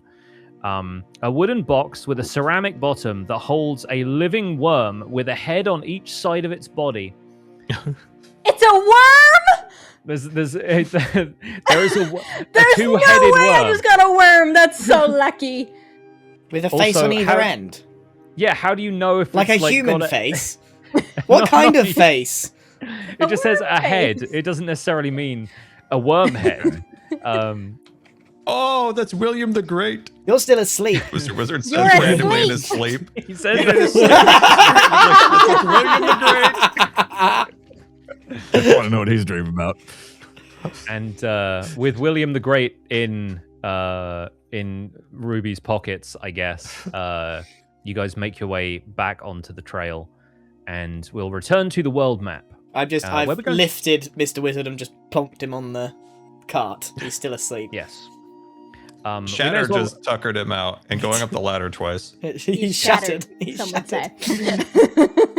Mr. Wizard does have a long backstory for that worm at some point. No, There's- you don't There know is- I have it, sir. On the There way is- there, I've been silently thinking about how calm Gret was that entire encounter. Two giant skeletal monsters, and he was just cool as a cucumber. But the horses, not so much, though. No. But yeah, you finally make it in towards this distant realm of tents, and I think, Max, you start to get a familiar sense about this place, and improbable though it seems, you see familiar canvas, you see like the like little sideshows and stalls and things that would have been set up at the Circus of Wonders. And I want to ask how Max is feeling as you see some of these things that have been familiar to you in the past, but kind of lost to you more recently. Max is now... Are we in the cart still? Yes, yeah, you guys are in the cart. I'm gonna just ask Gret to take over for a minute, and I'm gonna sort of hop down and sort of like I'm in a bit of a dream, just running my hands along the tent fabric and just feeling it. And it's been a long time since Max has seen any of the circus, and he's just trying to rack his brains of whether this is the Circus of Wonders or if this is some kind of illusion, because it all seems very familiar to him. But something's not quite right. You wander along in this kind of dreamlike contemplative state, remembering the time that you spent, your sort of formative years, learning a little bit of the craft of a cleric and trying to style yourself into who Max is now. But something about the adventuring life still calling to you, eventually decided to part ways with the circus and crept off one night. That was maybe sometime before the party found you in the tavern in Strawborn, but Max has been away from the circus for, I would say, probably like over a year at this point. Does that sound about accurate to you? Yeah, year and a half, 2 years approaching. Not quite sure how long it's been. Yeah, but long enough to try and sort of cut his teeth in the outside world a little bit, independent of this sort of society that has cared for him, but has always tried to impose their ideas on him, impose their kind of structure on him. But yeah, like the tent fabric feels solid, like everything feels real. There's nothing illusory about this.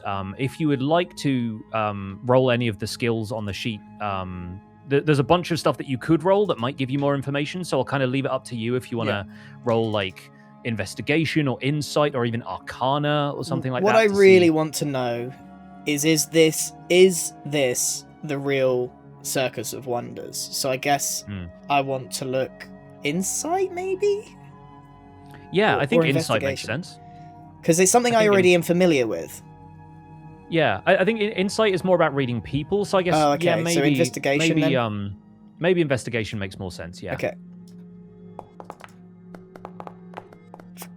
Oh, yes. Now you roll. And, Oh, there we go. That is a heck of a time for a nat Very 20. good. Yeah, you hear as you kind of the cart sort of rolls by, and people aren't paying a ton of attention to you. Like, you don't seem to be kind of hostile like newcomers or anything, so everyone's just sort of expecting odds and ends of people kind of to drift in here and there. You spot a few people who you know aren't with the circus, like you would recognize faces, and they don't seem to have the same kind of like upright posture and sense of like nobility and the sort of austere face of the circus that gets put on. But you definitely see people kind of walking to and fro who, you know, maybe that's, you know, such and such person, but like a year or two older. Maybe a couple of people have grown facial hair that couldn't before. A couple of people cut their hair. A few people like longer hair, different outfits, different posture, but they are definitely the same people. You start to pick out faces in the crowd, and you start to like look around you and think, yeah, no, you know, this or that performance would be set up over here. Like the bards would definitely be kind of tuning their instruments up in this tent there, and everything seems like it's falling into place. This is somehow, and you've no idea how it's ended up here, by the same magical catastrophe that the rest of you have. The Circus of Wonders is right here. Okay. I believe in my inventory I have a costume. Yes, you do. So I'm going to try and disguise myself by changing costume and maybe doing my hair differently so that I'm not instantly recognizable. Great. Love that for you. Describe the costume. How does it look, and how does Max restyle his hair in this moment? It's basically the same as what he's wearing, but blue. Okay, cool. He's pulled his hair back into a man bun. Mm-hmm. And he's just got some sort of dye and covered up the marks, his Goliath marks. Right, okay, great. That was going to be my next question. Everybody else sees Max prepare himself this way in the cart. I don't think there's a whole lot of getting around the fact that you guys are traveling together and Max is doing something that would probably take up a little bit of room and, like, you know, stretching and pulling off clothes and stuff. How does everybody else respond when they see Max doing this? I do makeup. I could have helped you with the makeup. Yeah, if you won't mind, could you get the bits around my neck? They're a real giveaway. Yeah, you got Quite like the hair, They're Max. shaped like a four-leaf clover. Just naturally, That hair really naturally suits you. lucky. Got it. Don't worry. I don't really want to talk about it, but me and this place have history, and I didn't leave on the best of terms.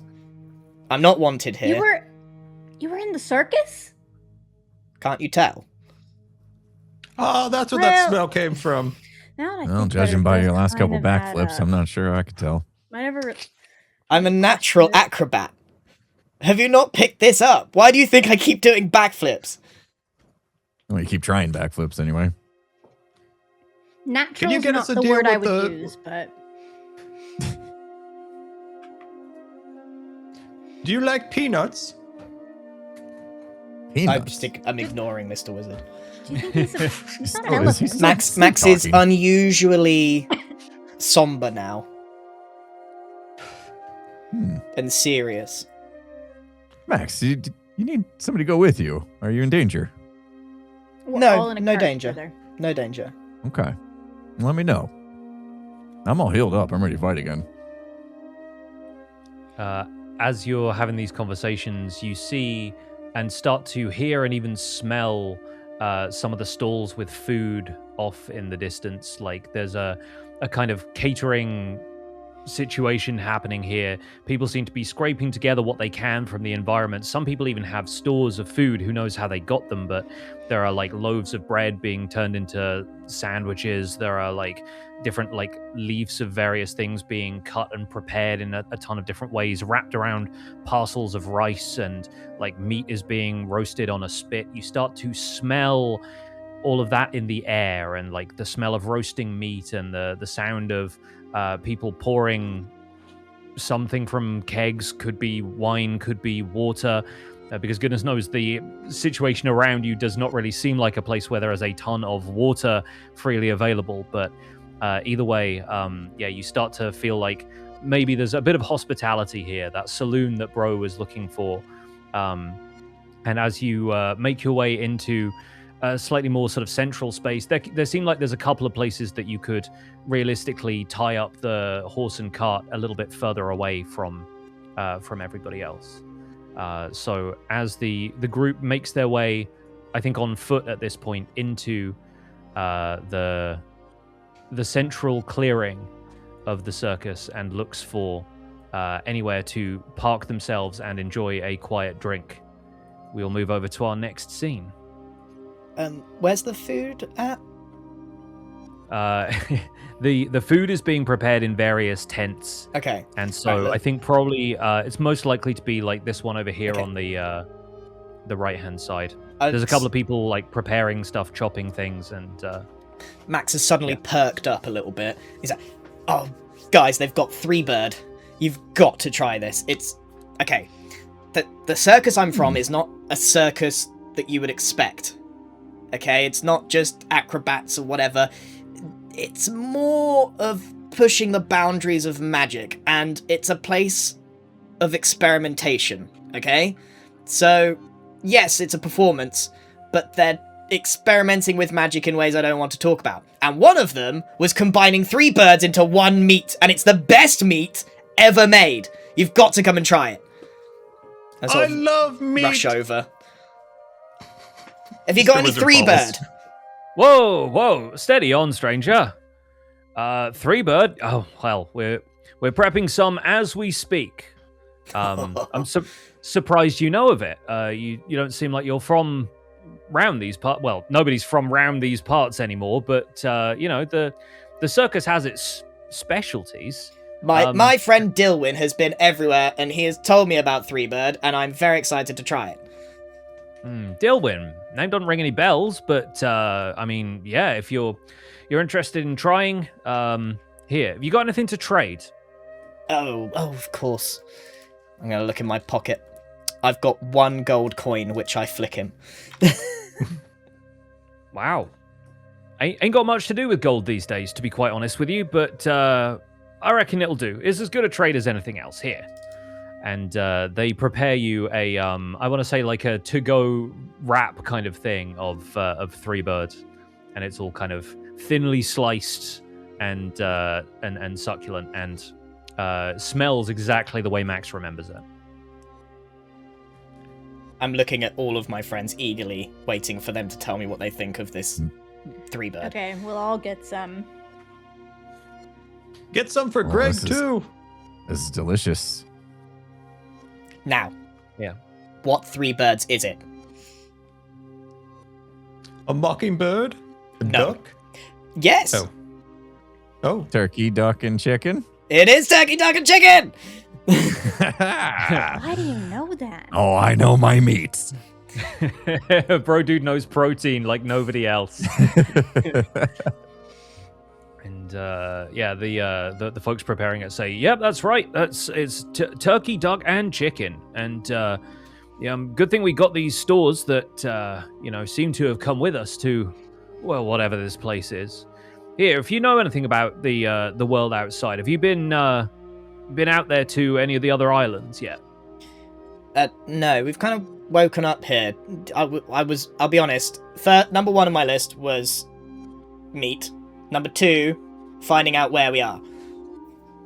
Well, you've done number forgot 1. ale. So if you happen to find out where we are, that's valuable information around these parts, and I expect Langley, the ringmaster, would probably have a word or two to say. Langley? Max, you would know Langley as the master of ceremonies or ringmaster or, head scientist, basically, like the lead researcher, the creative director of the Cirque de Marveille, and she is a tough customer. I feel like Max has only ever had a run-in with her every now and then, and it's sort of like being sent to the headmaster. And so, what was the name again? The idea that Langley is looking for information is definitely news to you. That's surprising. I'm kind of turning to everyone. I would have thought Langley would know exactly what's going on here. The fact that they don't is not good news. We should talk to them. Maybe they have some sort of clue. We gotta talk to them. Maybe they know something, or we can bring information, and then we'll have the 1 foot up.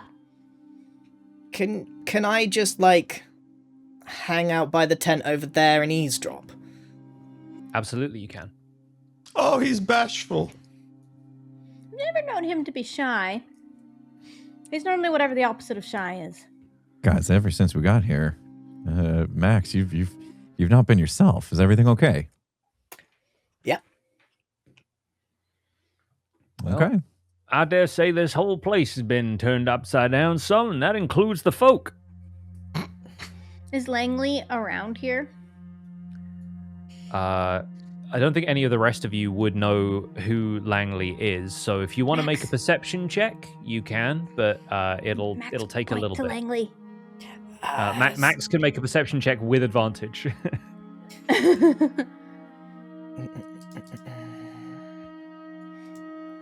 Oh, I've just done the wrong one. Sorry, that was disadvantage. I don't know why disadvantage would be on the right-hand side. Perception. Go ahead and roll that again. May as well. Watch me get lower. Yeah. It was Unbelievable. That'll do it. Well, I think honestly, even with a 12 or a 13, whichever one of those we want to take, you're able to spot Langley up to the north of where you are. She is outside the largest of the tents, and is the one in a top hat in the center of this sort of group, and she's sort of going around and like chit-chatting with a couple of people, and seems to be inspecting their work, making sure everything is shipshape, making sure provisions are being handed out fairly, that kind of thing. So, look, you can't miss her. She's the only hierarchy in the Circus of Wonders. Taller the hat, more important the person. Find the tallest hat, you find Langley. So that person over there. Enormous hat. Yes, that's them. Okay, great. I'm just gonna stay in earshot and listen. Sure. Is there anything you want me to say? Langley is one of the smartest people I have ever met. They run the Circus of Wonders. They know everything there is to know about science, experimentation, acrobatics, you name it. They run the show. I would be surprised if they couldn't tell you something, so just try and find out where we are. Cool. Right. Come on, bro. We're going. All right. And how they got here? Okay. Langley sees the two of you approach, sort of immediately turns on her heel. She's wearing kind of like decent-sized leather boots, has a red, sort of dark, almost like circus-y ringmaster's suit, but like a very stern expression, and as Max said, an enormous hat. Big kind of stovepipe top hat kind of situation. I'm talking like comically large. Like it looks like it should fall over at all times, but it doesn't. She turns as Ruby and Bro approach and says, "Oh, you're not one of mine. What can I help you with?" No, we're not one of yours, but we just had some lovely 3-bird thingy over there. We were wondering, we've landed here as well. Do you know anything about how everybody got here? Well, for one thing, I'm glad you're enjoying the 3-birds. I'm glad they're just giving that out to anybody who wanders into the camp, but no. We traded. Well, as long as you traded, that's something, I suppose. As for how we got here, well, your guess is as good as mine. Magical catastrophes tend to be this way. There is no fingers that we can really point. It's more a matter of what we do now we are here. Are you at all interested in helping my research team, perhaps studying the place? There are certainly the greatest minds that we can conjure here at the Circus of Wonders, but even they seem to have fallen short lately. Oh, yes, I know just the guy. We have a wizard friend. He's really smart. Don't let him speak to you, though, because you'll think differently. But he is really smart. You got to trust me. Yeah. Speaking of, here it comes. It's him. He will deserve like summer blowout. I forget that Mr. Wizard walks around like this.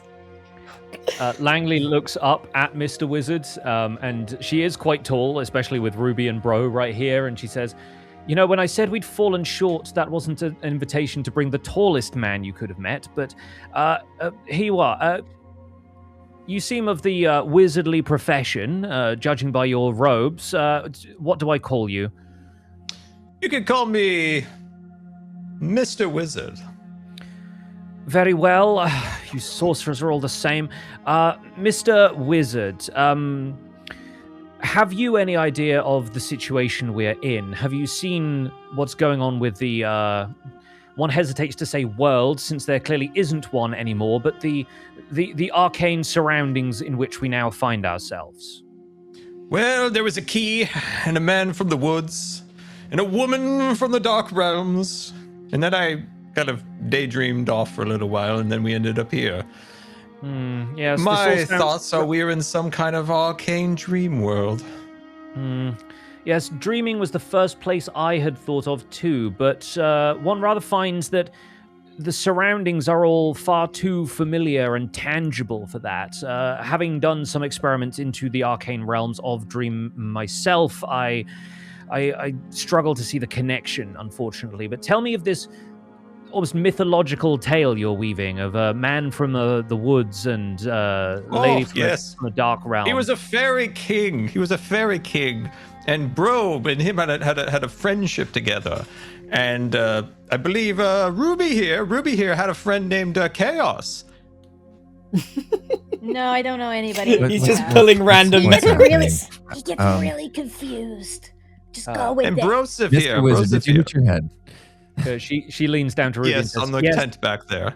I rather feel he is making less and less sense the more I speak to him, but You'll get used to it. yes, I've rather had to get used to a lot of things. Now tell me, Max, if you're going to sneak up and eavesdrop, I need you to make a stealth check for me, please. Langley is going to contest this with her insight. Yeah, I would kind of expect her to know exactly what I'm up to. Okay, cool. 1 second. I was waiting for a 1.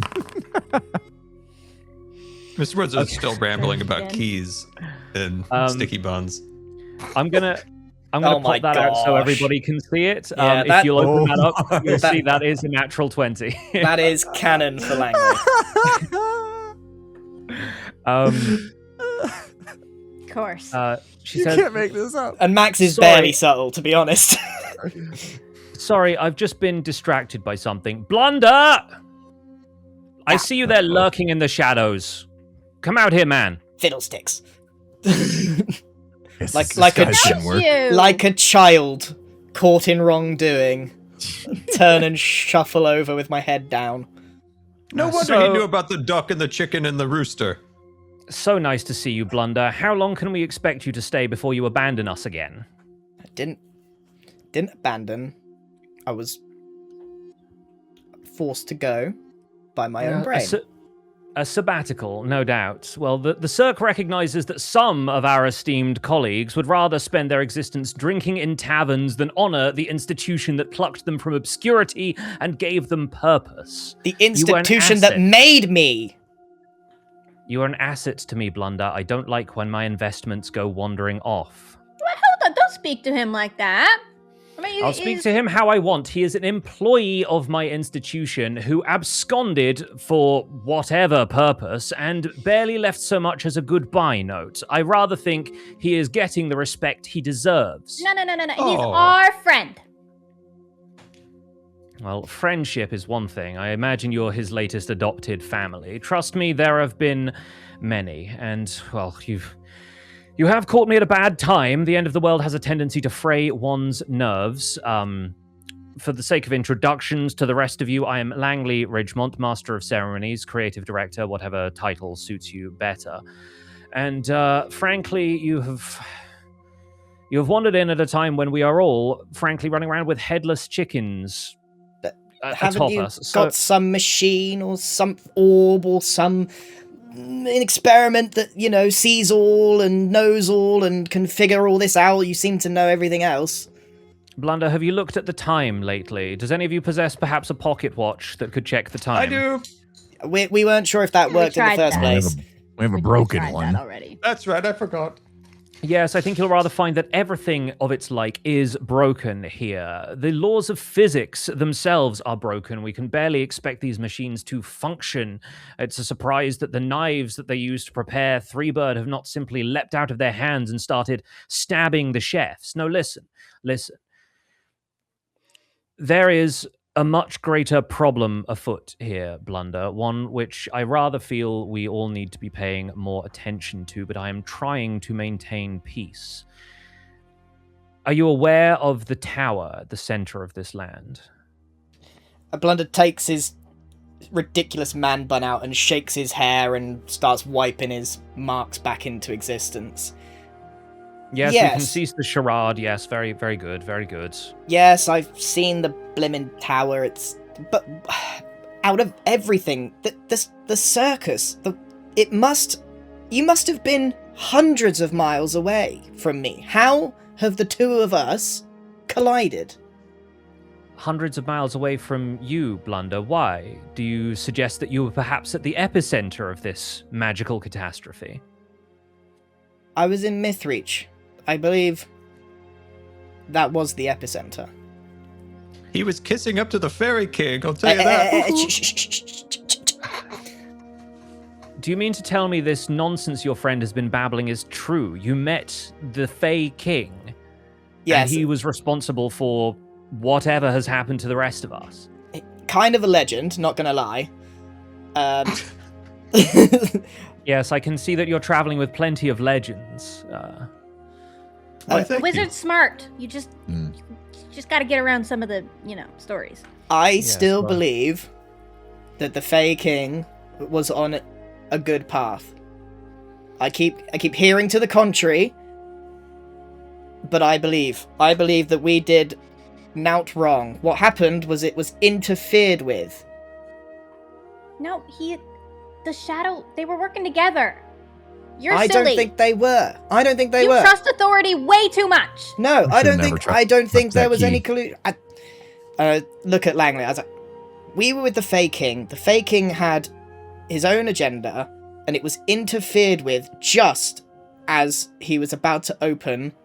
That's The- that's not true. Torment told you what happened. I'm really conflicted. Who is this I don't know who to trust. Torment, and should we be trusting somebody so... No, you should. A Unfortunately name named. like that, you shouldn't. Right? End of story. Fey King. Now that's a trustworthy name. You know.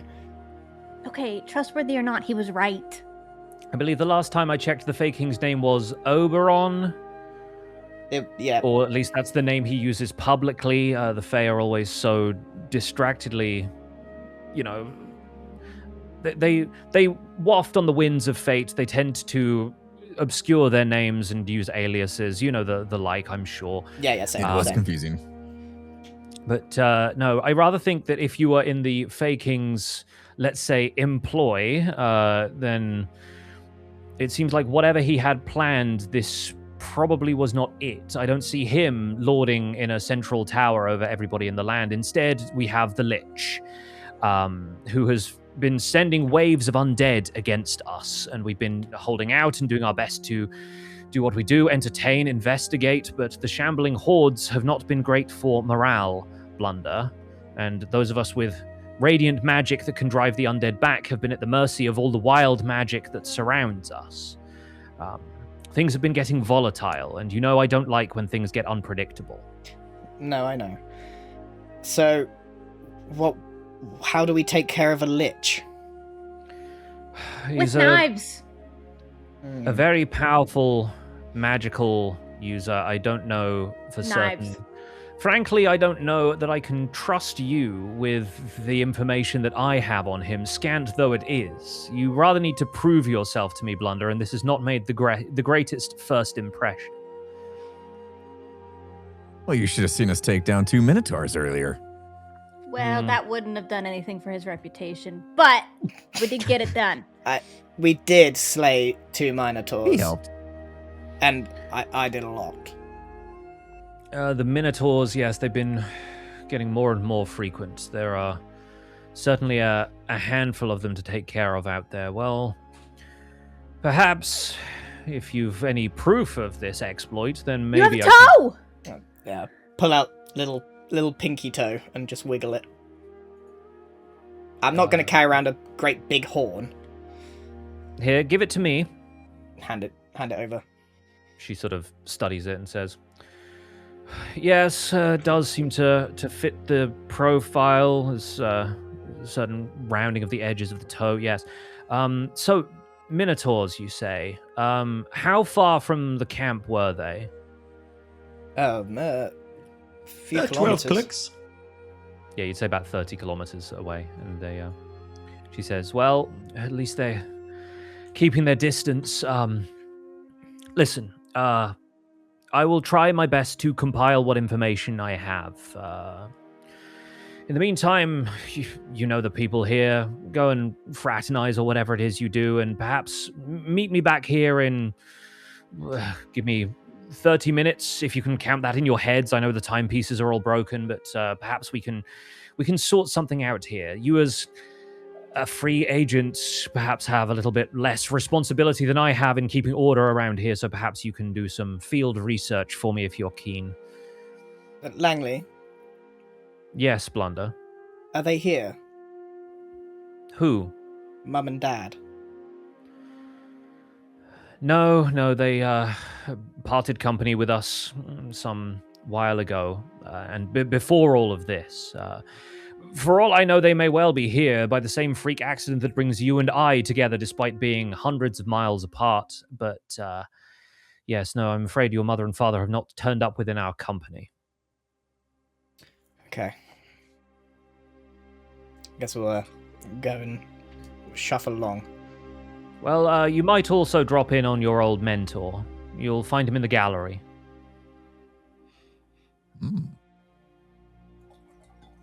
I can't remember his You name. want to be alone with Was him, it Max? Rufus? It was Rufus. It was yeah. Rufus, yeah. You can remember his name. Yeah. You did it just then. You did. Okay, so Mr. I was Wizard Max, does you want to move go over to talk Langley real to quick. Rufus? We could go investigate some of their ale. No, you're going to meet Rufus. Okay. Suddenly Max has perked up a lot. What was Mr. Wizard saying to Langley before she... Langley, quick question before we scatter. Yes, Are spyglasses as expensive in this realm as they are in Oh, the for past God's realm? sake. frankly, I haven't seen one, but these days, what is money? People are willing to trade. If you happen upon a spyglass, I shall be certainly interested to see if I look through it and am able to see out the other end with all of the other machines that have been failing on me, but keep an eye out for a spyglass then. I will. As Mr. Wizard walks away, he does take his wand and pokes the top of the hat, and the hat tips off. And he runs off. Oh, and yeah, she kind of That's scrambles and crazy. immediately kind of pulls it down harder on her head as the group of you walks away. He takes I off. lied. You don't get used to him. Sorry. All right, so Lead is the the way, group Max. is the group traveling together? Yes, I'm Yeah. taking Yep. them with me. Right. I don't have a scene set up for this or anything, Okay. but the gallery is, and Max would know this, a long tent that almost feels like a museum wing as you enter.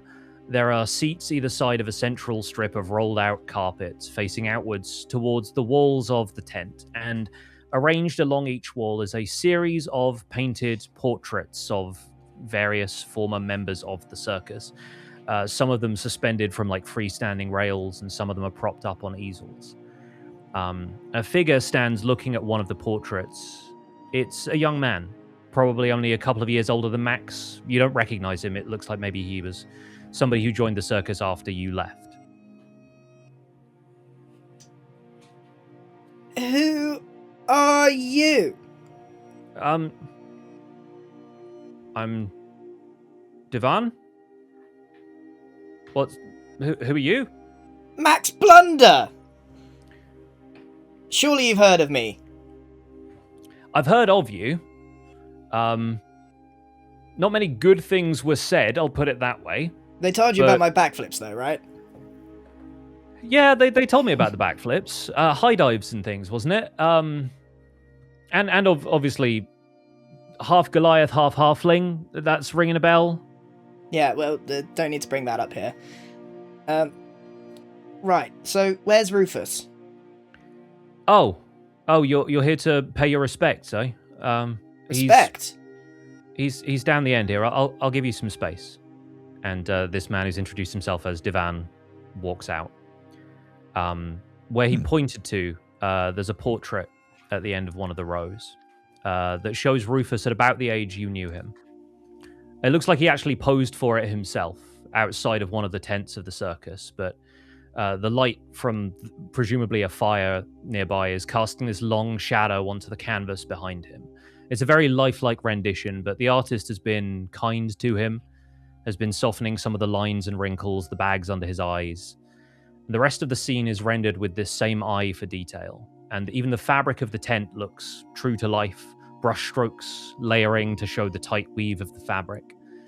A little plaque below the portrait says, Rufus Merriweather, 1084 to 1192, a brush with life. Max sort of silently walks up to the painting and just puts a hand on the frame and stares into the eyes of his mentor, friend, and father figure in his life. I'm so sorry, Max. It's just like him to die without saying goodbye. At least the artist was kind to his face. I'd like to point out that Rufus was a very true to his name, like very happy and smiley, and I just imagine this picture with a really goofy grin. Yeah, he's definitely got like a characteristic smirk. Yeah, and even the advanced age that he was, it's very kind of he's got like a wry expression, like he knows something you don't.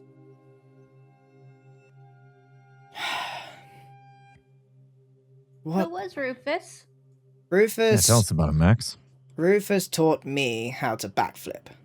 And then I point over to dear. another painting of him backflipping. And badly. Badly. That explains. I see where you get it from. I, despite growing up here in the circus, am a product of it rather than a recruit. And the circus here, like I told you, is more about experimentation, pushing boundaries. And Rufus here was the only one that actually saw me as a person, who helped me grow, to give me advice, and to teach me how to do the sickest backflip. It's a shame he's gone. Yeah, it's good he accomplished a couple of those things before he died. I sort of stand stark upright, salute, and attempt to do a double backflip in his honor. Hell yeah. Double. Give us that acrobatics roll.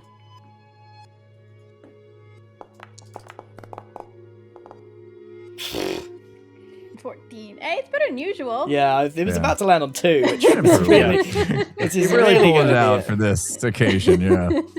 With a 14, I think you pull it off, but then you look up at the canvas and Rufus has this expression. The expression hasn't changed, but you see something behind his eyes, and it's an expression he had often when he was happy with you, but you could always tell he knew you had more to learn. I just wish I could speak to him one last time. I was so excited for you all to meet him. He's like none of these guys. He's just as smart as them. He experiments, he pushes the boundaries, but he hasn't lost his humanity like some of the folk here. He sounds Did great. he like 3 chicken? He made 3 chicken.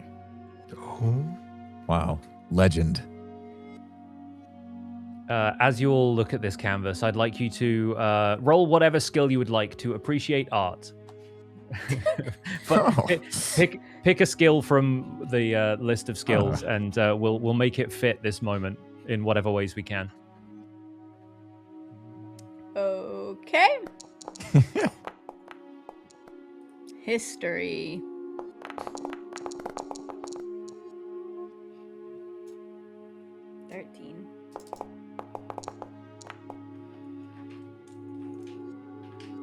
All right, I love this. So we'll go in order.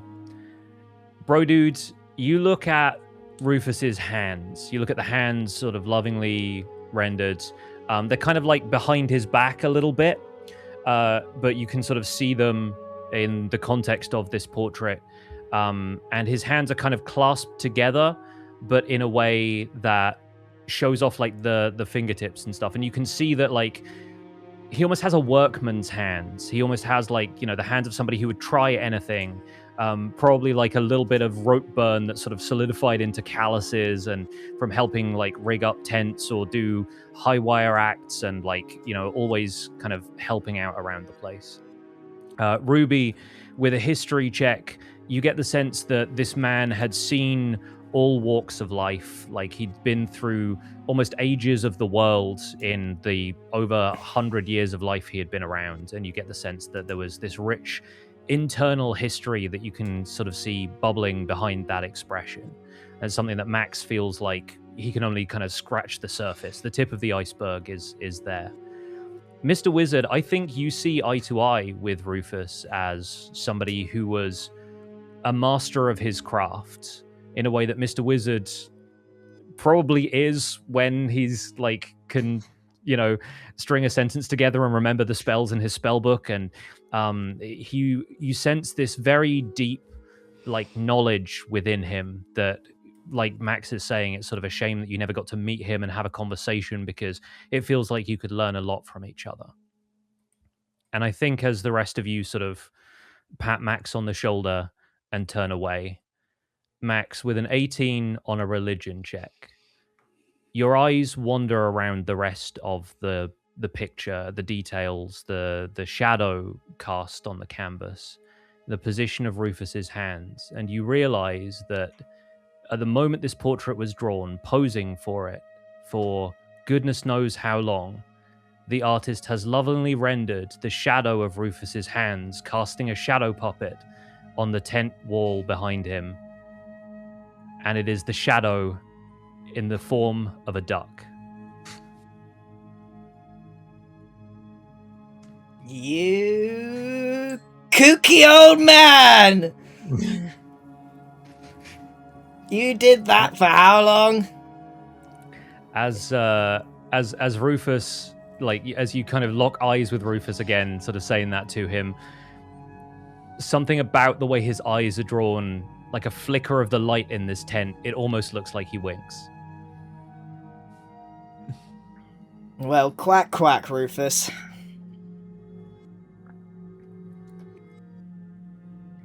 I guess Quack mean? Doesn't matter. They must have had their own language. It's old carny people words. Circus people, Ruby.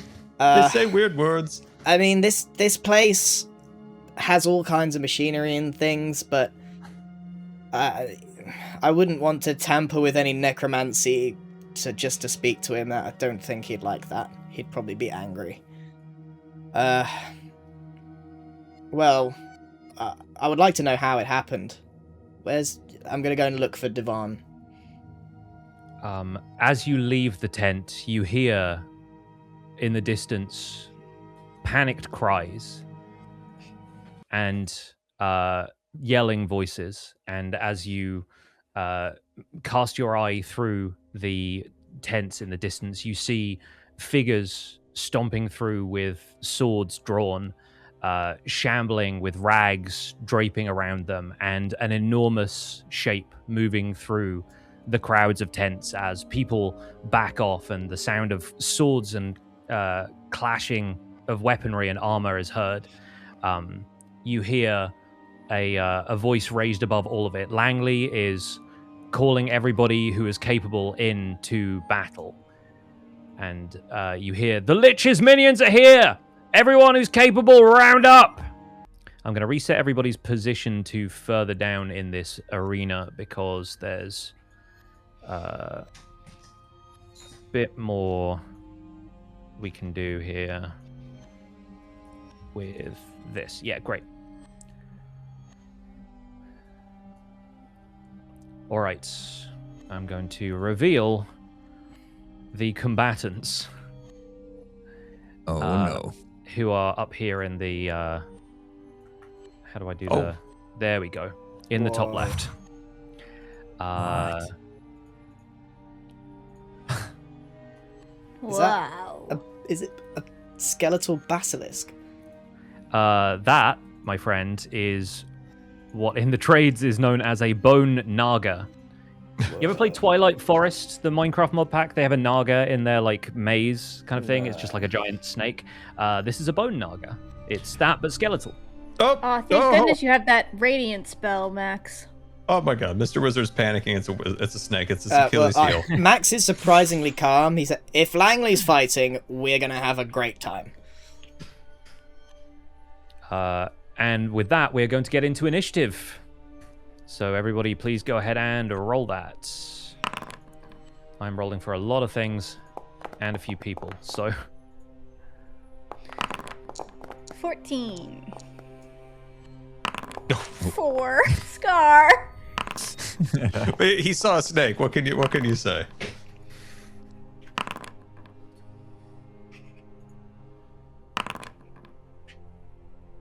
All right, incredible. Whew. So we got a lot of stuff to take care of here because there are a lot of people, a lot of moving parts.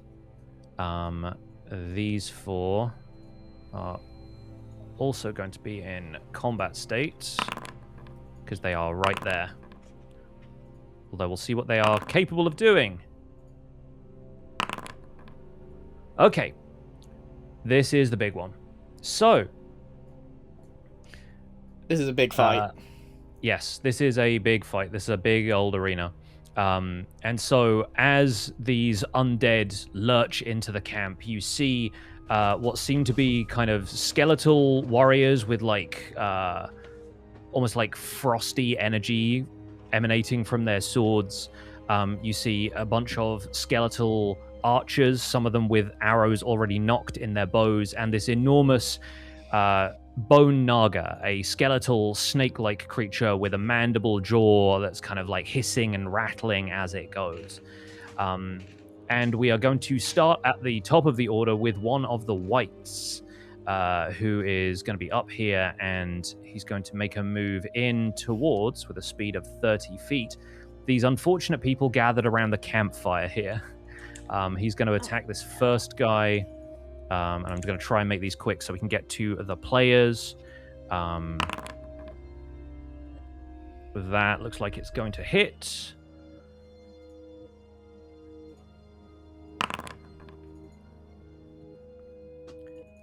All right. He deals 16 damage to one of the guys over here who's immediately bloodied by this attack. One of the people who's just like a regular circus performer. Let's see. We move on to the next white. I think this white is going to make its lurching steps out 30 feet towards the party, but is unable to get any further than that because that's the maximum it can move. It's got its sword out, but is reaching for a bow that it has slung over its back. But it's not going to do anything else this turn. The Naga is going to slither out into the clearing, and is going to go up to about there, and looks like it has its eyes locked on Langley, who seems to be out there almost in a sort of challenging stance to it, as if to say, come and get me. Brohini Dudestone is the first to act from the party. What do you do? All right, we got one close to us. Looks like about 25 feet or so. 15. 3 squares is going to be 15 feet, yeah. All right. We did something to my javelin, right? We gave you proficiency with javelins, yeah. Yeah, I think I want to give that a go, see how that fares. Cool. So I'm going to attack this closest guy with the javelin. Great. Okay. Every day I'm javelin. Oh. 9 is not going to do it. This guy looks like he has the remnants of some armor on him, but yeah, 9 is, unfortunately, the javelin just sticks at his feet. Yeah, the cold eyes of this wight sort of turn in your direction as the javelin lands. Anything else for Bro's turn? Nope. Fantastic. All right. The performer who got attacked is going to make a run for it. He's going to disengage completely and run his full distance of 30 feet. The others around him are going to do the same. They are getting out of here nice and quickly. Langley, on the other hand, and this is where I need to pull up the... 1 second. Sorry, this is taking me a moment. Sorry. I need to find where the stat block I was using for Langley has disappeared to. Perfect. Okay, here we go. Langley is going to... with a range of 30 feet is not going to do that. No, not so much. Okay.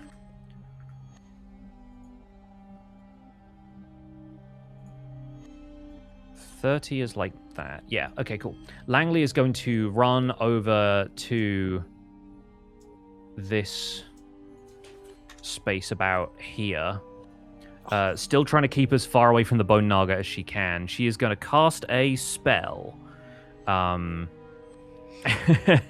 Okay, great.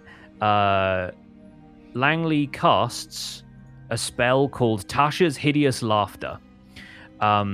And this thing is going to have to make a wisdom saving throw.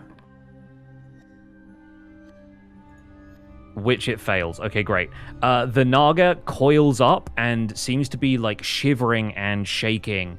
If you didn't know any better, you would assume that it was just laughing uproariously, but in this sort of rattling skeletal way that nobody can quite understand. But the Naga is, at least for the moment, incapacitated in the center of this clearing. So that's happened, and I don't know where the symbol is. There we go, incapacitated. Great. And that's going to last until Langley's next turn. So the Naga seems to be at least taken care of for the moment. Moving on to our other performers, who are once again going to absolutely leg it out of there. We're on to Ruby. The Naga's incapacitated. Yes, yeah, it seems to have been held down by this spell somehow. Which means I am at an advantage. That you are. Which means I can sneak attack within 60 feet with my throwing. And so I shall. Wham I wham. think I'll just move to over here. I'm gonna get my psychic blades ready and attack. Do I attack with advantage or just normal? Just normal. Wait, hang on 1 second. I did not wait 1 second for you. Well, that's fine because you hit anyway. roll that again just to see if it's a crit. Because I think, yeah, if it's incapacitated, you might get advantage, like it's prone, basically. Okay, I'll roll it. It's the same thing. Nice. Okay, that definitely hits. So go ahead and 4 hits. deal your damage. All right, here I go. Big money. 9 plus sneak attack. 5. And I do believe I'll do my bonus attack. So 2 daggers. Is this one advantage? Yes.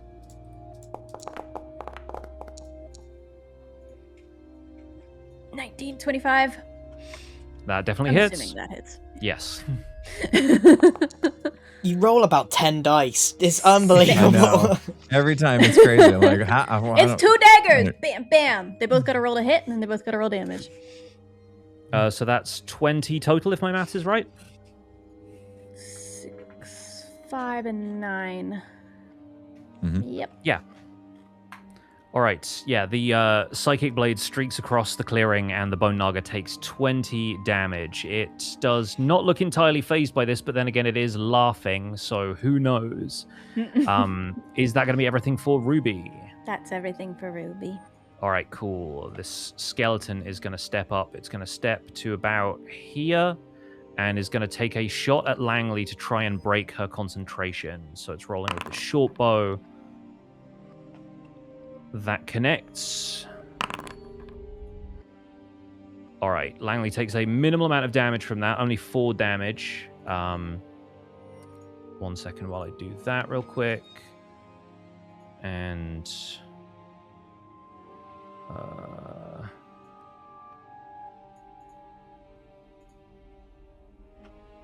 yeah, I can drag that there, and that will be helpful. Cool. Okay, so she only takes 4 damage, but she is going to have to roll a Constitution saving throw to make sure that she doesn't lose concentration, and she succeeds. Okay, great. That's good for everybody involved. The other skeleton is going to walk forward and make the same move, rolling to hit with the short bow. That is also going to beat Langley's AC, I think. Yes. So that's a little bit more damage to her. All right. 9 additional damage and another Constitution save. And that time she rolled a natural 1, so she loses concentration on the spell, and the Naga sort of slithers, shivers, and gets up again, and starts to continue its crawl towards her when it's its turn. Okay. Fantastic. We are on to Max Blunder. Okay, as is true to form. 30 foot. How far am I from Langley? Langley is right now, 45 feet from you, yeah. 5, 10, 15, 20, 25, 30. So I'm gonna go here. Mm-hmm. And I'm gonna bless up. But this time I'm gonna consume a level 2 slot. Okay. So I should be able to bless up 4 people now. Yes, so that's the 3 party members and Langley as well? Yes. Awesome, love it. Not Mr. Wizard? Or is it I can't bless myself, or what's the deal? You could bless yourself. I'm gonna bless up myself. Yeah, Wizard is just about within range, I believe, but yeah, like you can do that, that's all fine. And if I select everybody, I should be able to apply that. And because I'm concentrating, as a bonus action, I'm going to teleport behind my party. Okay, cool. You're going to use your Cloud Step? I'm going to use Cloud Step. Nice. Because I don't want my concentration broken here. Where would that be? Where is this part of the game? Where do I find the resource for Cloud Step? That will be in features. It's right at the bottom in other features. I see it. There we go. Yeah. Usability. Okay, so I can teleport 30 feet away. That's 40. Is it 30? It's 30, right? 30, yeah. So I'm gonna step behind my party here. Nice. How does that look as Max sort of disappears and then reappears? A little he sort of twists into a tiny little space, a big cloud appears, and a cloud version of Max Blunder backflips and then poof, it vanishes. Nice. Stylish. I like it. All right, fantastic. Is that everything for Max's turn? That is everything. All right. Good stuff. Okay. The skeleton is going to walk up towards the campfire, and he's going to shoot at the one remaining person who hasn't been able to move yet.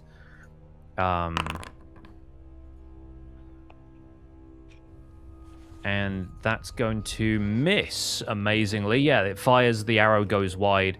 That commoner just starts running into the tree line, but is out of threatened area, so they basically all disappear. And I'm just going to take them out of the initiative order because, they're no longer cowards. Going to be... Yeah, they are not here for a fight, this lot. So we're just going to skip over them in the initiative and leave the able combatants on the field. They're not dead, it just looks like they are. Great. Wonderful. So with that over, Mr. Wizard, it's finally your turn. Finally, Mr. Wizard's turn. This guy in front of me is giving me the creeps. Kind of left over here. I might have to take this guy out. Do I only have one of the special spells slots left because I'd used one in the prior fight? You have 2 second-level spells left and 3 first-level spells. You got a lot of spells, Okay. dude. Yep. Okay. We're loaded up. I'm Okay. just looking at I think I will save those for the big guy when I attack him, but I'm worried about the guy in front of me. So I think I'll hit him with Ray of Frost, the guy in front of me. Okay. Oh, bro. I don't think you'll That hit was him a with Ray of one. Frost, actually. The Ray of Frost streaks off. I think on a critical fail, it just kind of rebounds off a nearby rock and turns a patch of grass into ice. But unfortunately, that is not going to deal any damage to the white in front of you. Oh dear. Isn't Langley supposed to be blessed? Yeah, I haven't got the icon for it for some reason. It's not okay. letting me do that, but it's fine. I will But it roll is that. happening. Yeah, it will definitely happen. Okay. Cool. So we're back at the top of the order. So the white who is up here by the campfire, all the way at the top up here, is now going to shamble its way over towards Langley as well. It seems like they are intent on Langley for some reason. And at this distance, it's going to pull out its necrotic bow and fire. That is actually going to miss. Langley manages to casually sidestep this in the middle of everything else that's going on. Fantastic. And it gets a second attack. And that one misses as well. Okay, cool. Langley is absolutely crushing it up there.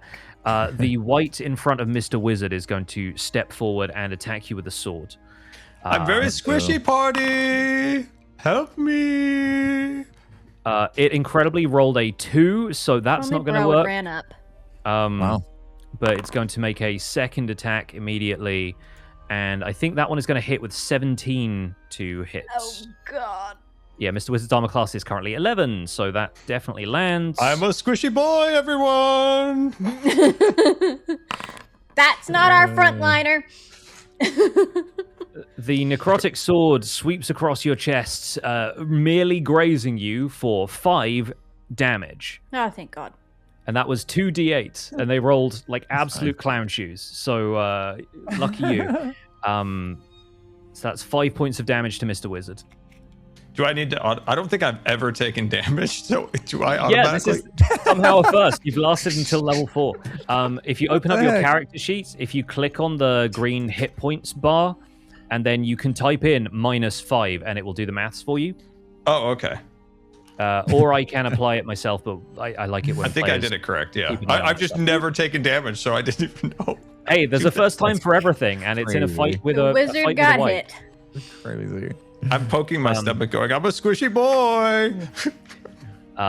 The Bone Naga is going to slither its way over towards Langley and is going to make several attacks.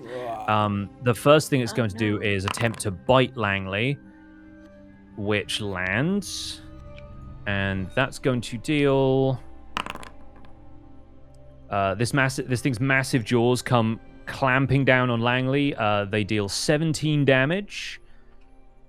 Which I'll quickly subtract there. Langley is holding fast, but looking a little bit beat up already. And then this thing locks eyes with her, and you see this sort of flash of light come from it. And she's going to make a wisdom saving throw, which she also fails. So that's going to deal some damage. And all right, she takes 13 extra damage. I just bigged up this person, by the way.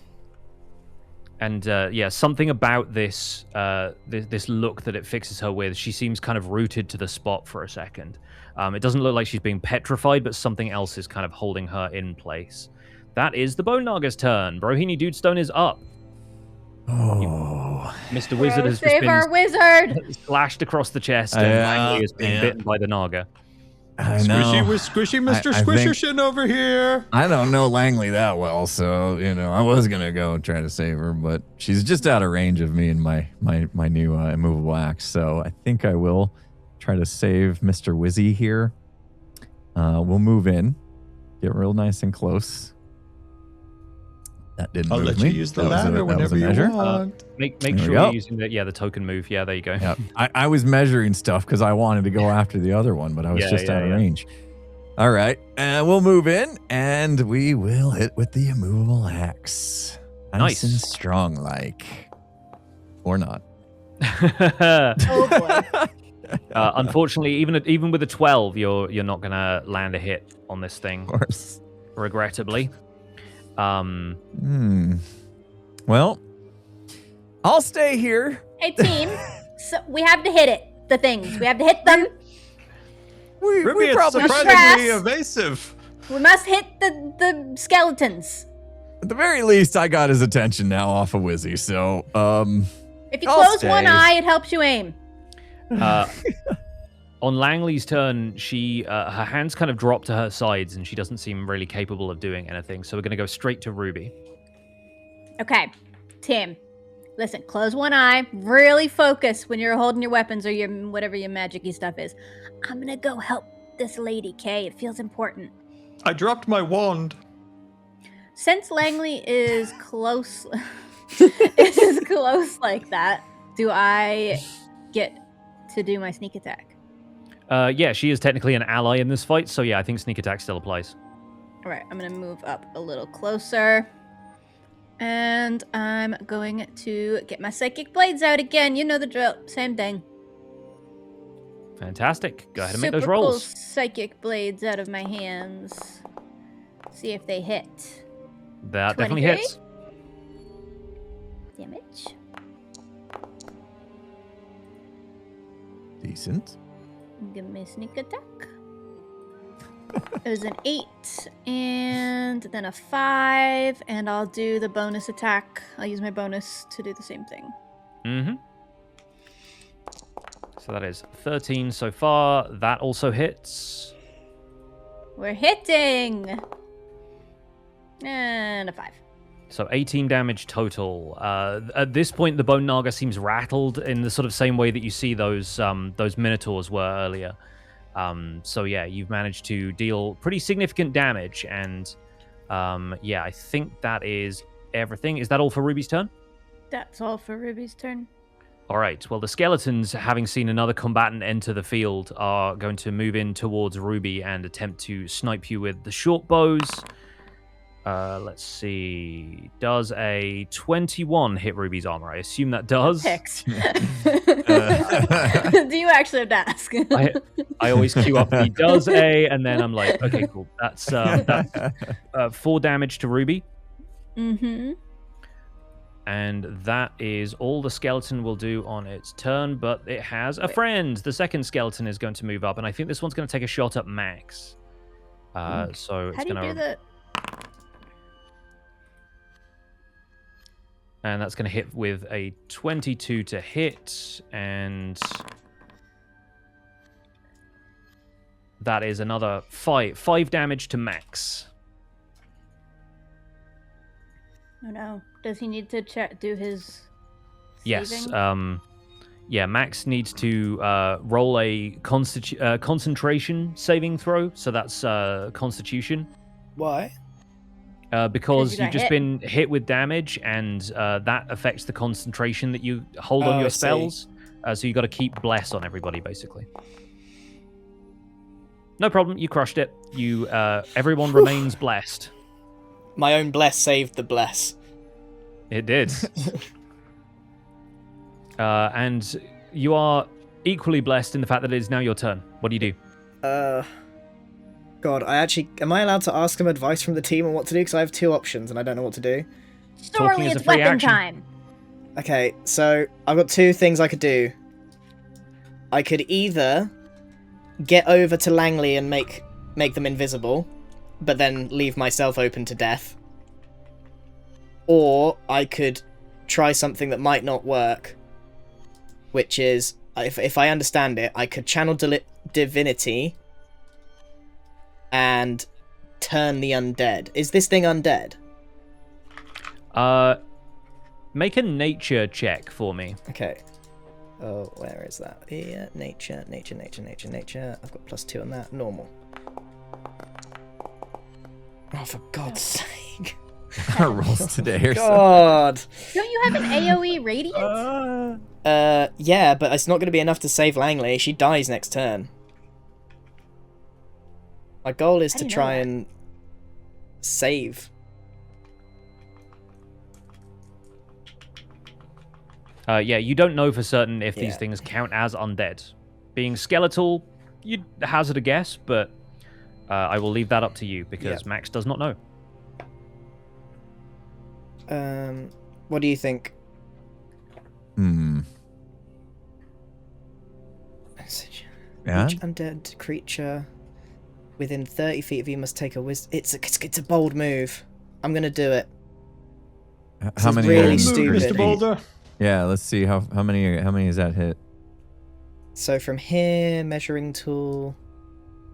Yeah, they're all in radius. So Okay. I'm gonna try this out. I feel like we're in trouble here.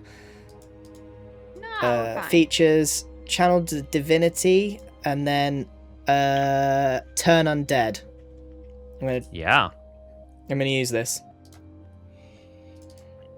So the two skeletons, and if I'm right that this thing is undead. Okay, so everything that is undead within this radius has to make a wisdom saving throw. Yeah, within 30 feet. And yeah, that's going to be... I give the Minotaur or the Divination. It's called. I'm giving it the 1. I'm giving it its saving throw 1. So amazingly, the Naga, the two skeletons, and both of the wights are all within 30 feet of you. I'm going to have to roll a lot of saving throws. Bear with me. Can I give him one of my ones? He's using his divination. Oh, you can I'm the absolutely big use your guy. divination. Yeah, you want to use the you have the bone Naga automatically critically fail. Yeah. Fantastic. I love that. Smart. Oh, That's great. Let's go. Hey, Ruby was right. Wizzy has his moments. I'm With using. the save. I'm a squishy boy. Chat, between I'm freezing using the turn ground. undead, which is basically making all of the undead around me, which is quite a lot of them, run away, and makes them frightened and incapacitated. It gives us a free Which turn. gives I think. me an advantage. Yeah. Okie doke, fantastic. And then last but not least. Ooh, okay.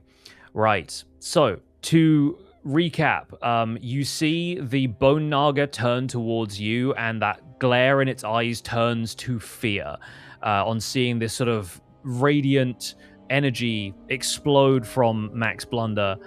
With the sort of vague flapping of wings and quacking sort of heard in the distance to those who have the ears to hear it. The skeletons that are directly to your west also have the same kind of look, like their bows kind of like drop to their sides and they turn as though to run. The wights, however, these kind of sword-wielding, like necrotic walking corpses, are made of sterner stuff, and they do not seem affected, or they would be affected by it, you get the sense, but yeah, they've just managed to steal whatever resolve is left in their bodies. But that is a tremendous turn, because the Naga and the skeletons all seem affected by your turn undead. Let me quickly check something. Okay, that's a magic action. Okay, so that is a full action on your turn. Do you have anything else you want to do before we conclude Max's turn? No, I'm good. What are your All right. bonus actions, even? I can mist walk away again. That's I think it. You're at a safe distance. Yeah, I'm Yeah, at. there might be some other things you could do, like, but you've used your magic already for this turn, so that's Yeah. all good. Okay, well, this one skeleton was somehow outside of the radius of all of that, so I think he's gonna bravely step into Max's affected area. This one guy. By the way, and, the way I picture this is that Max is holding up the symbol of a duck, and there's just an almighty reverberating whack, yes. like a holy whack.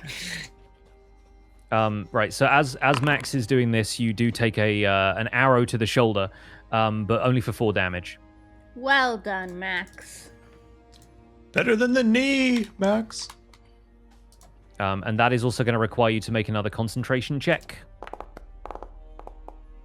And our boy crushes it once again. Oh, easy. 26. Incredible. Okay, great. So that's the skeleton done. It is now Mr. Wizard's turn.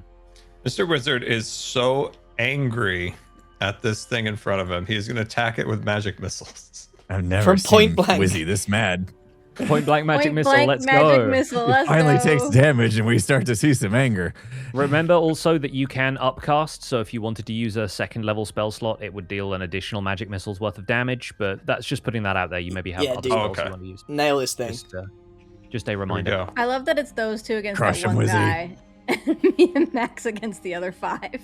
And magic missile streaks out and deals 6 damage total to the white in front of you, which does not seem like a lot as far as the white is concerned, but it definitely lands, and damage is damage, as they say. the I'm hitting him hit with the crowbar something. next time. The crowbar is going to It come might out. do more damage. Well, the unfortunate news for folks up here is that the other white is now moving in towards Langley and is looking to attack her with the swords. And he rolls a critical fail. So I think Langley snaps out of whatever this trance that she was in after the Naga stared into her. I think maybe even Max's like radiance sort of overwhelms her for a second, and she immediately kind of moves out to parry this sword, and the sword goes flying out of the white's hand. That's going to end its turn instantly. Moving down to the white in front of Mr. Wizard. This one is going to take a swing at Mr. Wizard again with the swords. He's squishy. Leave him alone. And that's a 22, which definitely hits. Uh-oh. Oh, okay, that is 13 damage to Mr. Wizard. So, Okay. How Are much you health has ready? he got? Everybody, getting a little squishy He's here. got 8 health left.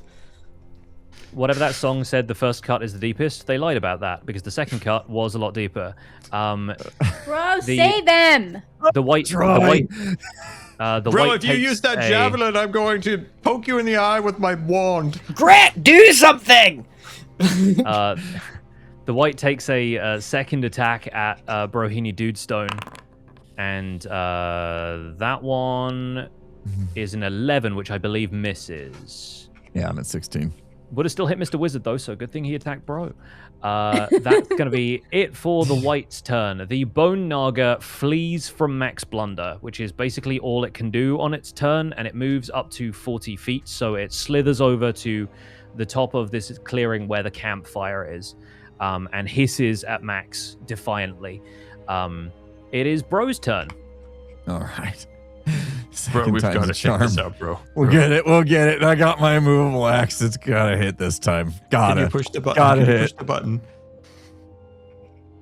A 17 hits. Okay, thank goodness. Go ahead and roll that damage. Give me some damage. Come on. We've come on. got to save Langley. Yeah, Oh, I'll take it. 15. I'll take it. A 15 definitely is a lot of damage to this guy. Fantastic. Okay, he is not looking bloodied yet, but then how do you know? Has he got blood? He's a walking corpse. Oh. Good stuff. Are you going to take Mr. Wizard's advice and press the button? I don't know how much that helps us in this Why situation. would you do that? I'm gonna save What it. benefit would you get? I'm gonna save it. But I'm looking to see if maybe I can do like a bonus action. Isn't you there got one your- where I can do an action surge and hit him again? Oh, you've got action surge. Yeah, of course. You can absolutely Yeah. hit him again. Yeah, I think I might do that just because Wizzy's not looking so good. Of course. I Yeah. want to try to finish this thing off. So I'm gonna action Wizzy surge. got one more hit in him. He's Yeah. dead. That gives me like a whole nother chance to hit him, right? Yes. Yeah, it does. Okay. So we're gonna use it. We're gonna use the actions. Okay. And so now what? Just great. I do my axe again Yeah, do your axe again. after that. Okay. Yeah. First time I've used that. All right. Please hit again. Please hit again. Please hit again. Nice. Okay. Oh, that's a, All right, a palpable hit. 26. Easy for Alright. Fantastic. Big money. Roll that Big money. damage. Let's go. Okay. All right. Brohini Dudestone today. Fantastic stuff. Okay, with 14 damage, this thing is looking like it's taken some hefty hits so far. That's looking good. Mr. Man in the Sky, it would be good if it took some bloody hits. Give us more encouragement. Who is he talking to? He was, He's talking to Bix, please. I have far too much going on to hear these petitions. In the meantime, we need a little bit more encouragement. He's bleeding out. I Langley's like to think Mr. Wizard secretly knows he's in D&D.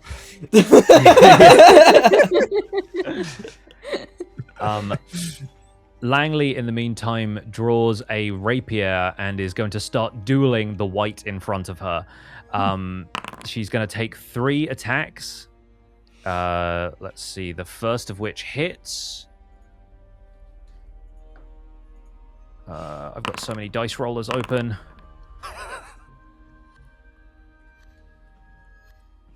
Okay, she does, 2 hits and a miss on this thing, so she's going to deal a pretty decent amount of damage to it.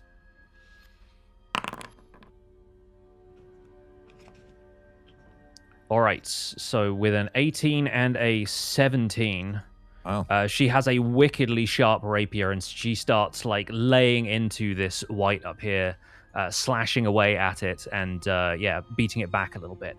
We are on to Ruby's turn. All right. Yeah, I'll help. I'll throw some daggers at that thing that's attacking Langley.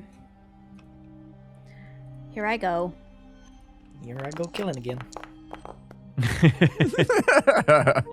That's going to hit. That's definitely going to hit. 20. Love it. 6 plus my sneak attack. 3. Ooh, pretty good. 9 so far. Plus a bonus attack if it hits. Which it does. It does. How many dice do you get to roll every time you attack? Is it 6 lots? It's crazy. So dumb. It's absolutely crazy. And that I see last why one, she does it every time. Yeah, that last one 2 was daggers the most out of all of them. flying So out. 17 damage total. That one is now looking the worse for wear. It looks like it's kind of shambling back a little bit, limbs torn, some sort of like ooze dripping from its veins, and has definitely taken a solid hit. Anything else for Ruby's turn? That's it. All right, fantastic. Well, the skeletons here are fleeing from Max currently, so they are going to drop back 30 feet each. Does somebody else keep leaving movement templates on the thing, or is that me? That might have been me. That was me. I keep seeing them pop up like little explosions, and I'm like, what's happened there? It's like, it's I think raining I dropped stones. one at one point too. I I was trying to dropped that measure. Yeah, everyone's just like, what can I do? What can I paint on the battlefield? First all time right. I've had to use the Actually mess with measurement tools. pics. Yeah, I mean, I'm all about it at this point. Right, Max, you're up. The skeletons have fled from you. What do you now do? I cast Guiding Bolt at the white next to Langley in an attempt to free her from combat. Wonderful. Let's do that. Guiding Bolt. I'm gonna do a level 2 one. I really want to finish this thing. Boom. Normal. Go. Please. 21 hits. Nice. Go ahead and roll that damage. 4d6. Where do I see that? Where's the damage? It should be in the chat. Oh, there I see it. Sorry, it's always above the thing, the roll. Mhm. Damage. Normal. That is a lot of damage, and let me quickly check something here. It's radiant. It is radiant.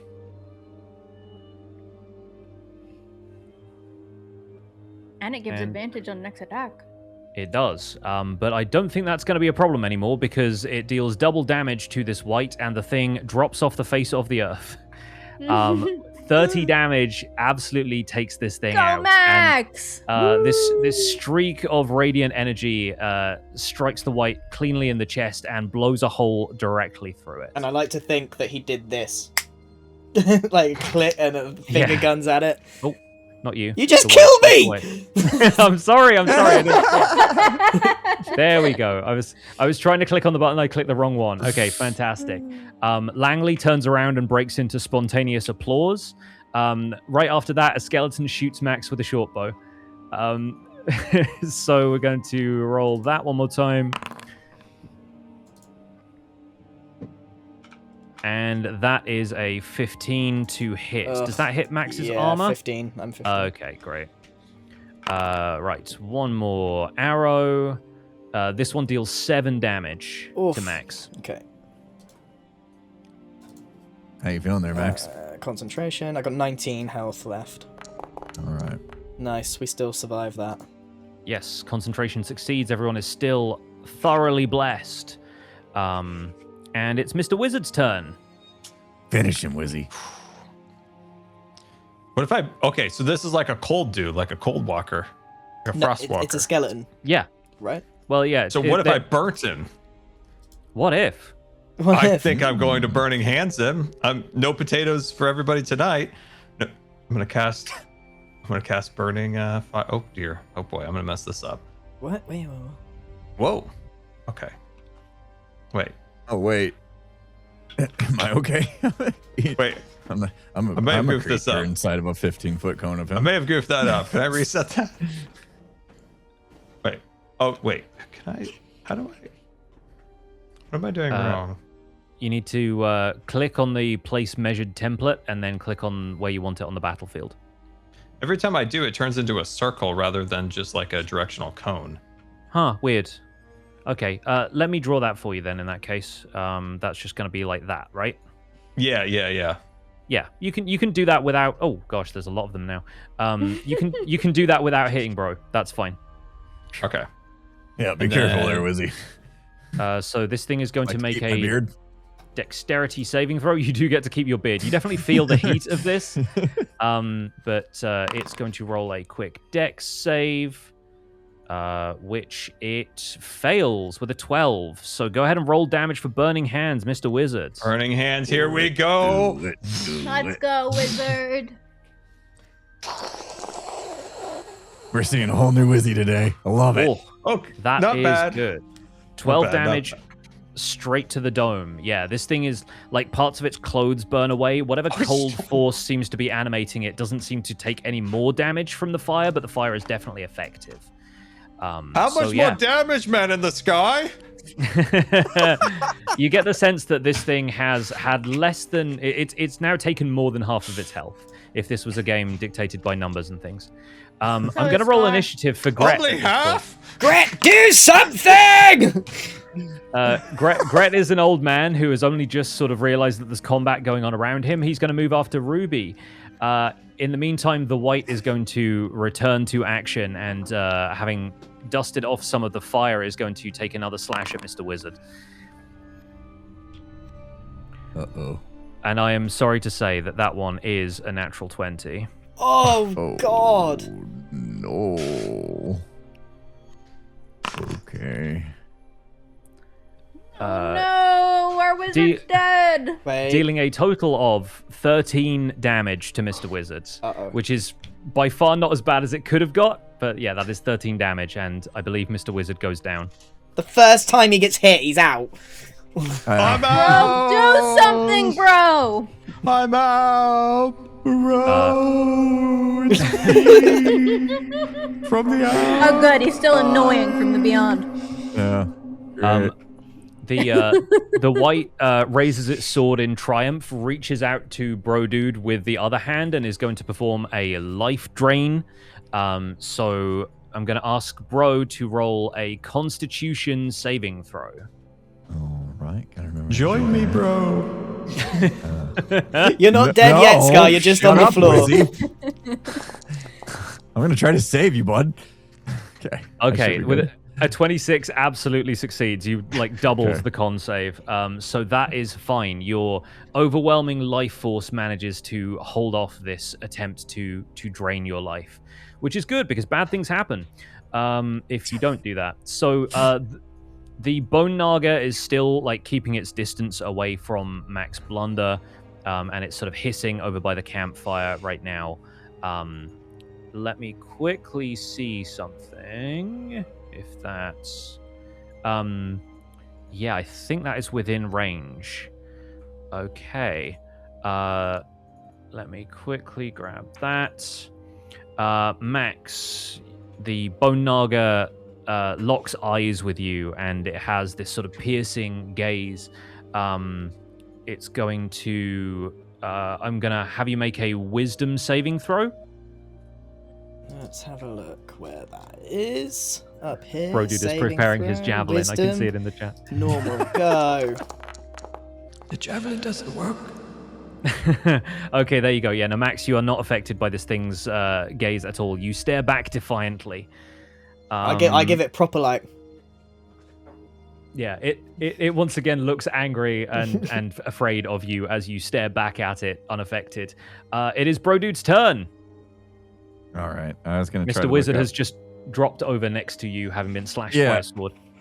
I was trying to figure out, because my healer's kit, what good does that do? Dude, just get rid of the white. Just get rid of the Kill white. the thing. Yeah, Just kill him, don't worry about Wizzy at the moment. No. Yeah, your healer's kit allows you to stabilize Don't somebody listen so to they don't him. have to make death saving throws, but it would take up a full use of your action, and you have a white right next to you. We finished this. We finished the job. I hope. Okay. Well, that attack is definitely going to land, so okay. go ahead and roll damage. All right. Okay. Alright. Clean 13. hit. It takes 13 damage. It is not down yet, but it is definitely looking the worse for wear. This thing. Uh, We might need Ruby to step in on this one. I can't believe there's two of you on one guy. I know, and me this is how it's going. Me and Max stepped into the battlefield thinking you had it. Yeah. Oh, we did. We've turned the tide on a losing situation. You have one guy to take care of. Langley says, "Well done, Blunder. Now watch this," and is going to take on this skeleton with the sword that she drew earlier. A 15 definitely lands. And she's going to roll a couple more times.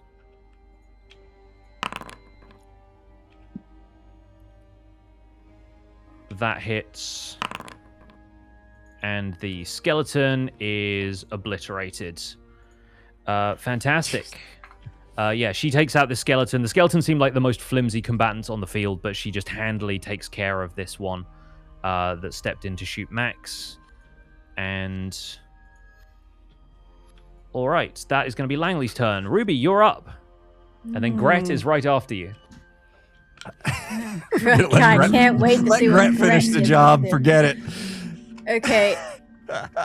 I'll move over a little bit and Finish the white. I'm gonna ready my dagger and look back at the two pathetic guys. We in loosened the back. mayonnaise jar. Oh, you take credit for this. I'm gonna roll my eyes and just try to attack it.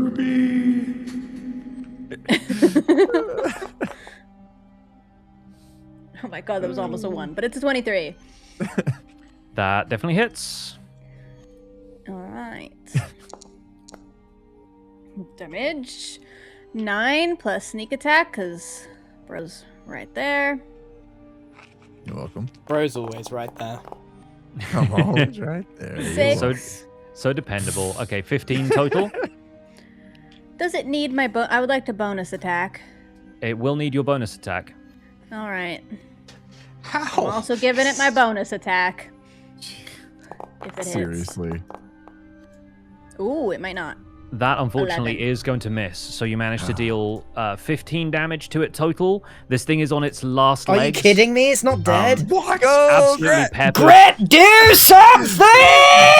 Come on, Gret, get in the fight. Greg, we need you, Greg. Greg.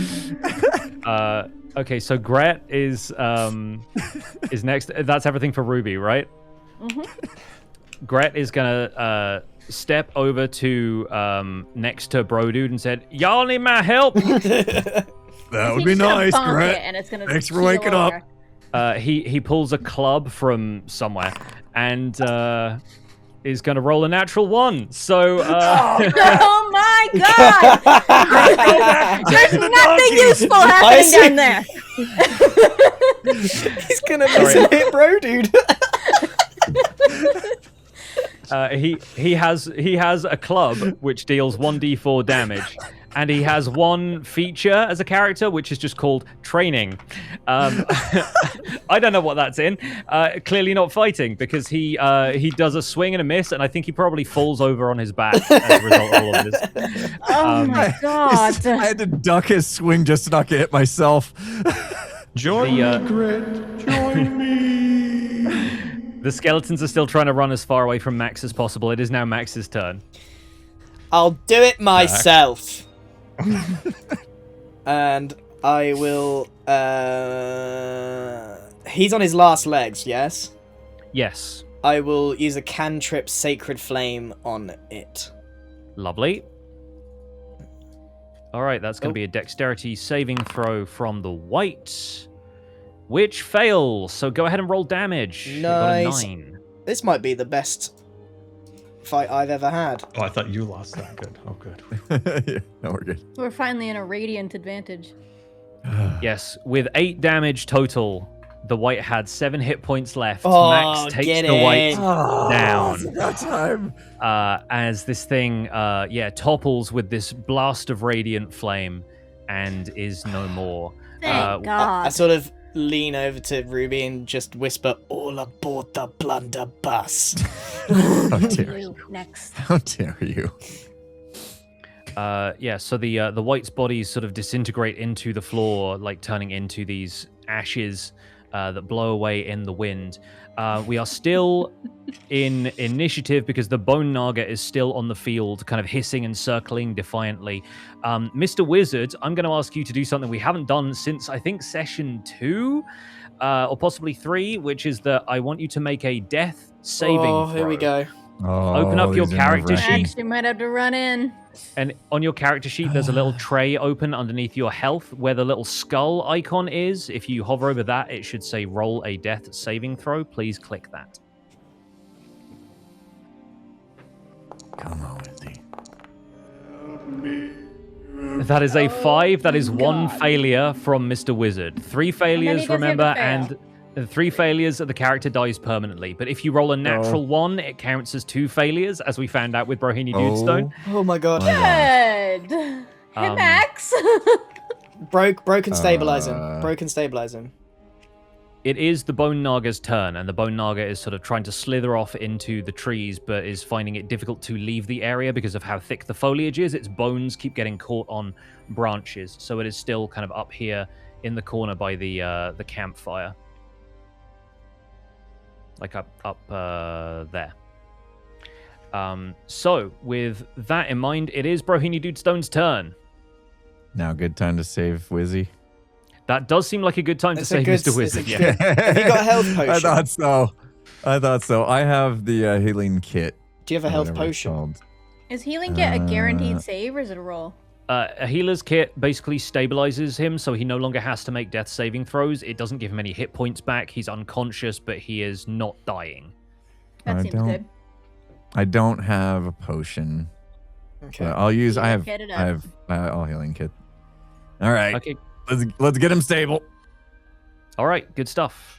So we're going to use one of the charges of your healer's kit, and that means Mr. Wizard is no longer going to need to make death saving throws. He is, you managed to like staunch the wounds on his chest, and he seems to like breathe a bit more comfortably as you apply the salves and bandages and that kind of thing.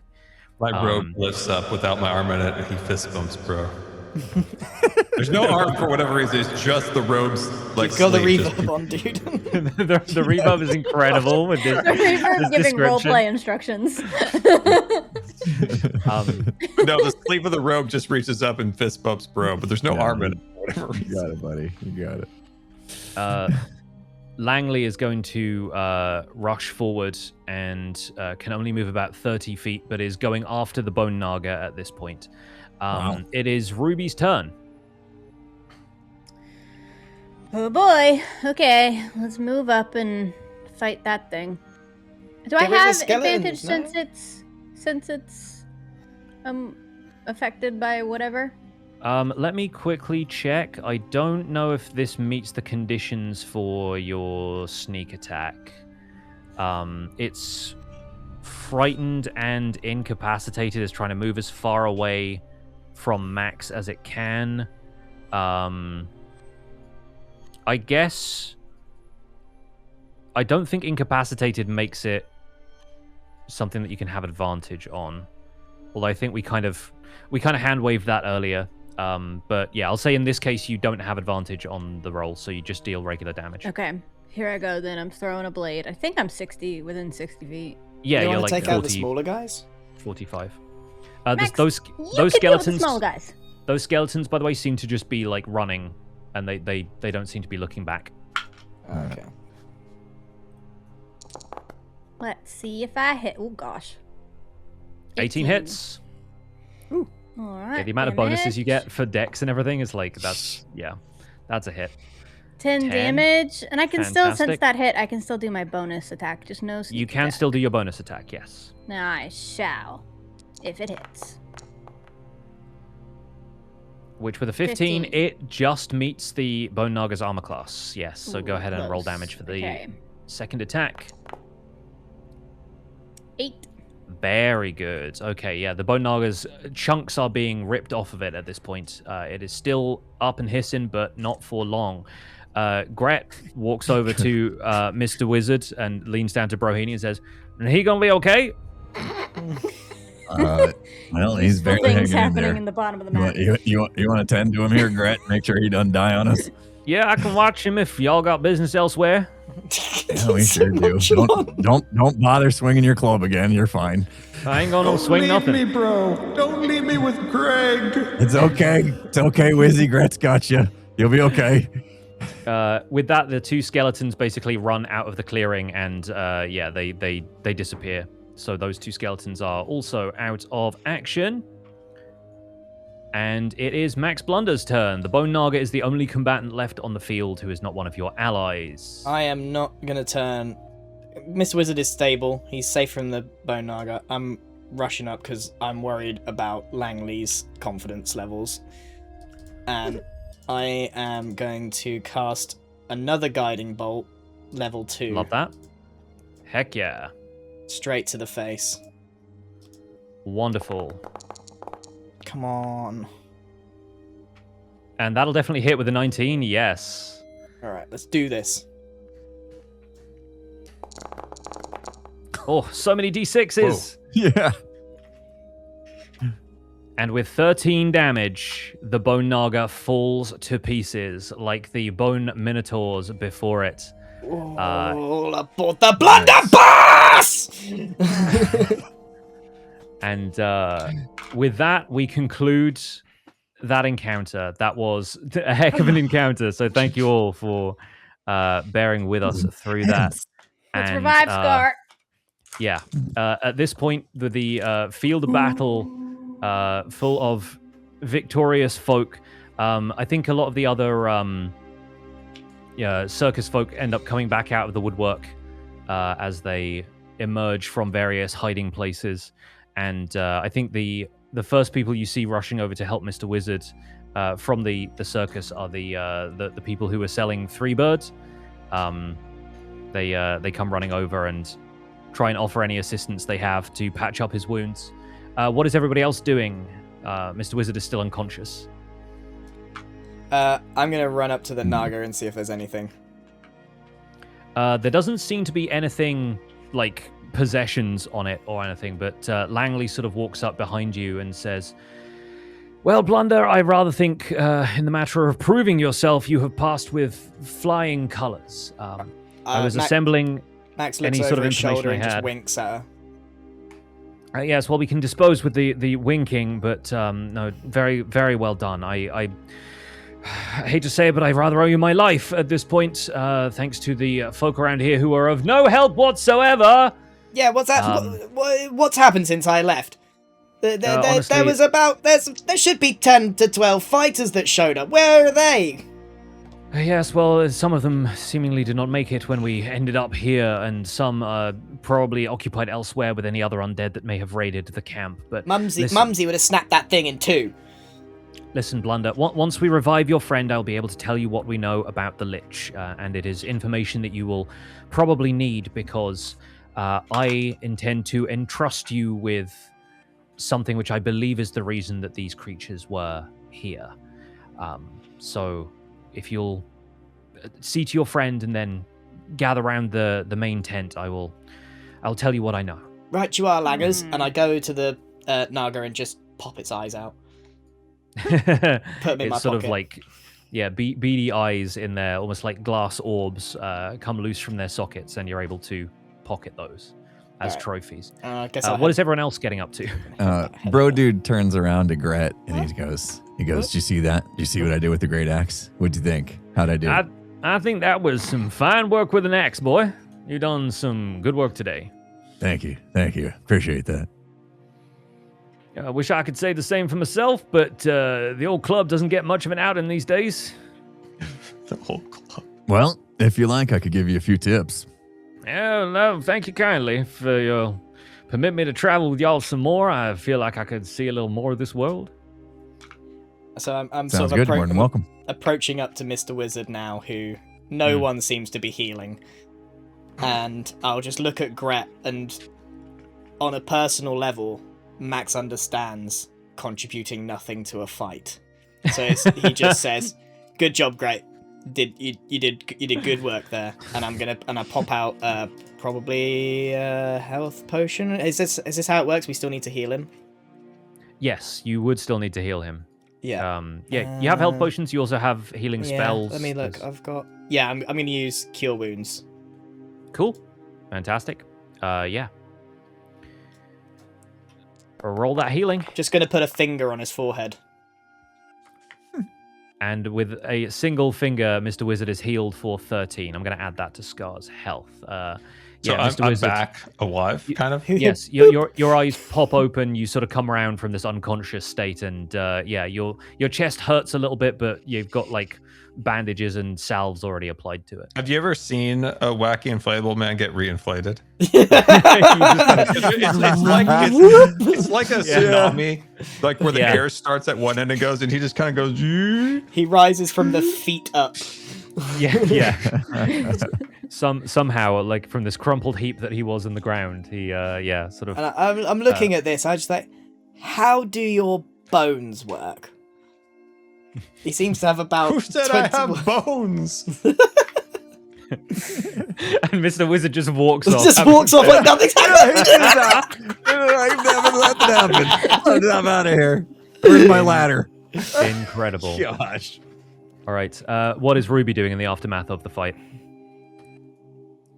Ruby watched all of that happen and then pats Wizard on the shoulder as far up as she can reach and just says out loud, "Has anybody ever noticed every time we put in work like this and do all this fighting, the only thing they ever reward us with is information about more work?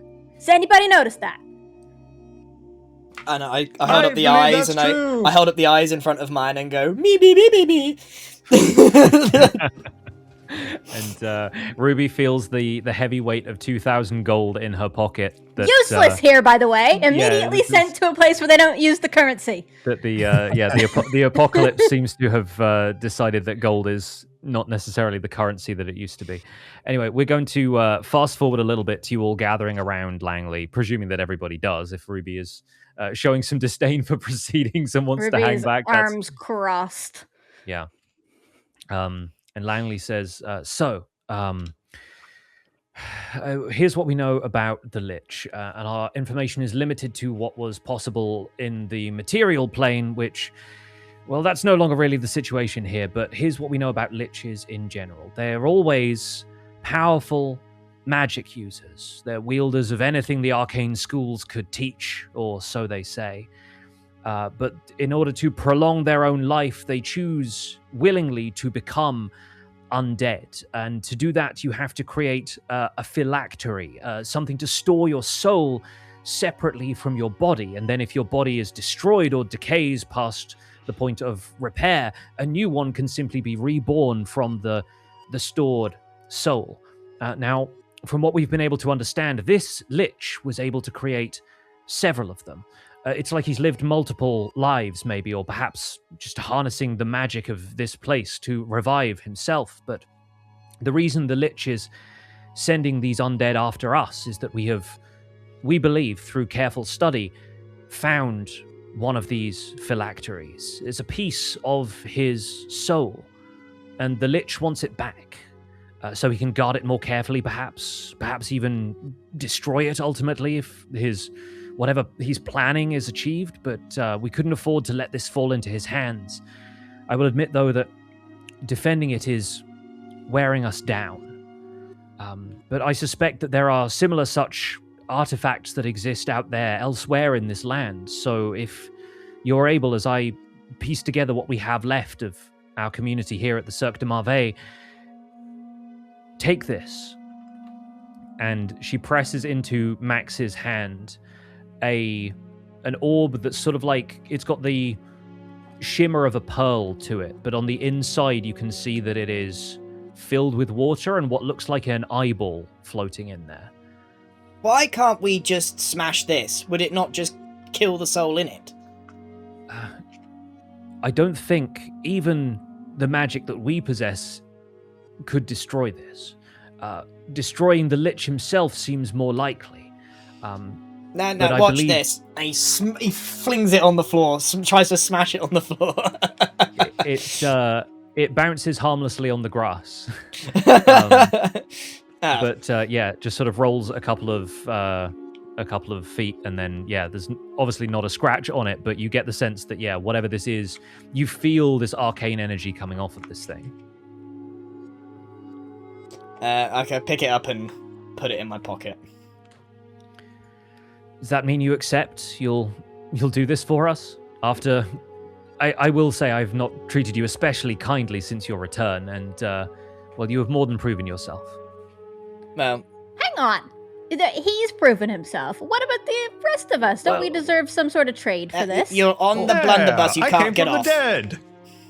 All of you have more than proven yourselves, and I wish I had more to thank you with. We can certainly send you with provisions and anything you need from our stores, as long as you leave enough for the rest of us to get by. But as far as I'm sure you're aware by now, currency is not really much. What would you require? What would you ask of us? Well, somewhere to rest, I think. A spyglass. I think Willem here has had quite enough for the day.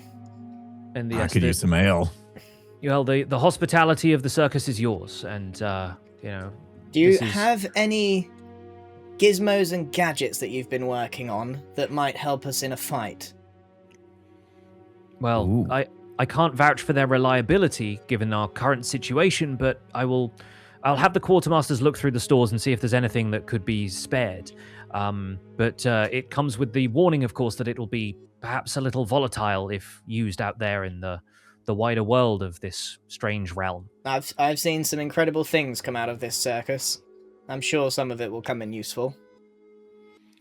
Well, we appreciate your confidence in us, as always. But yes, very well, very well. I shall see what I can dig up in the meantime. But in the meantime, of course, take all the rest you need. As I'm sure you've come to realize by now, time here is passing, but in what increments we do not know. So we have all the time in the world. We have two options. We live in this new paradox paradise, or we fight the Lich and get out. No? Yes, he seems to be at the center of all of this, perhaps sustaining this place magically, or perhaps it is magically sustaining him, like a feedback loop, like an infinite recursion. So I sense that he is at the center of all of this. Yeah, then we can get back to the faking and crack on with the job at hand. Oh, him again. Enough of the faking! He's my For all we know, he's my the guy. one doing all this shenanigans. He is the one! These little... The faking did nothing wrong, and I won't hear a word against him! And ever gave me a cinnamon roll nor a spyglass. Right, it's with that one conversation question. fading out. I have one more question for Yes. Langers. happened to Rufus? The thing we should all wish happened to us. He died simply of old age. Passed away in the care of the physicians here at the circus, and is going to be honored in our gallery for a long time to come. And I wish he could have been here to see this. He would have found the entire thing, I suspect, very amusing. I wish he'd seen my one-liner that I used 3 times. I heard it loud enough, Max, that I suspect he heard it wherever he's gone. Right you are, Langers. Right you are. And one last thing, Blunder. Don't call me that. And as we fade out on that scene, we are going to wrap up that session there. Woo! Thank you so much. Yay! for That was watching. a good Always. one, Pig. GIGGS D&D wow. Session 7, folks. Yeah, that was intense. But as we, I will briefly bring us back to the world map so that you can see a little bit more of what is out there. Because now you have been to the Cirque de Merveille. As you zoom out, the circus basically gives you a little bit more information, the lay of the land, what they have seen, and what they've been able to map of the area. So the map is now open to you, and I'm going to give the players the choice of where to travel. Do you want to go west to the town on the river, or do you want to go east into the kind of more shadowy, snowy area that seems to be off to the east there? I mean, east feels more like home to me, but I feel like more danger potentially. I've had my moment to shine. do you think, You guys gang? make the decision. What do you think, gang? I don't know. Whose backstory do we want to? Yeah, that's basically the choice you're making. Yeah, whose is, like, backstory are we going for? Are we going? I think we should go snowy area. My gut says snowy Alright. area. We don't know much about Bro yet, right? We know a bit. A bit. Bro, it is! But It's- our characters don't know much. You That's guys what you don't need to want to remember. face my I think demons. bro to me feels like the next logical step. All right. Well, with that, we're going to do stars and wishes. Mm. So Roll I will. initiative. Yeah, I'll whip up a quick encounter so that everybody can roll initiative. And we'll probably do that on the intermission screen because it's easier for me to do it there. Here we go. All right. Everyone in attack position, roll me initiative.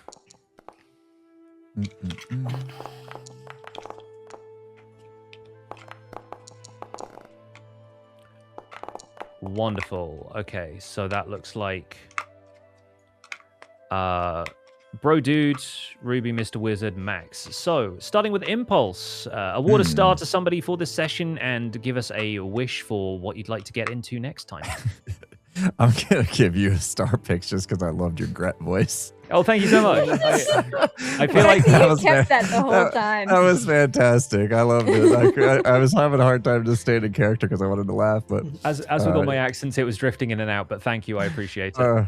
loved it. I loved it. Gret is going to be traveling with you until you tell him to go away. So Oh, you know, I I do invited hope him you to enjoy stay. having him around. I What if we invited just him to start stay. inviting in everybody picks those Yeah. voice for? I'm gonna train up Gret. He's gonna be swinging a great axe before you know it. We can ask to take an entertainer with us from the circus. Yeah. It's gonna be a Gret axe, I think you'll find. But yes, thank you. Oh man. Yes. Yeah. I All think right. I'm kind of getting my wish. It sounds like the group decided to go my backstory direction, I guess. So get ready. Get ready. Facing some stuff. So I'm excited for that. Looking forward to breaking out Bro's backstory. All right. Fantastic. All right, next in the order is Gem. Award a star and give us a wish. Oh, well, we gotta give a star to Blunder. Yes, absolutely we do. Because he finally hit something, first of all. I killed a lot of dudes today. He's making up for lost time. We're all and on the backstory's bus super today. good. Yeah, we're on the Blunder bus. We're finally there. We did it. Yeah. No, the backstory was great. That's what Mr. Wizard's wagon is now unofficially called. I feel like Max is probably graffitiing that into the Max canvas. needs to just graffiti.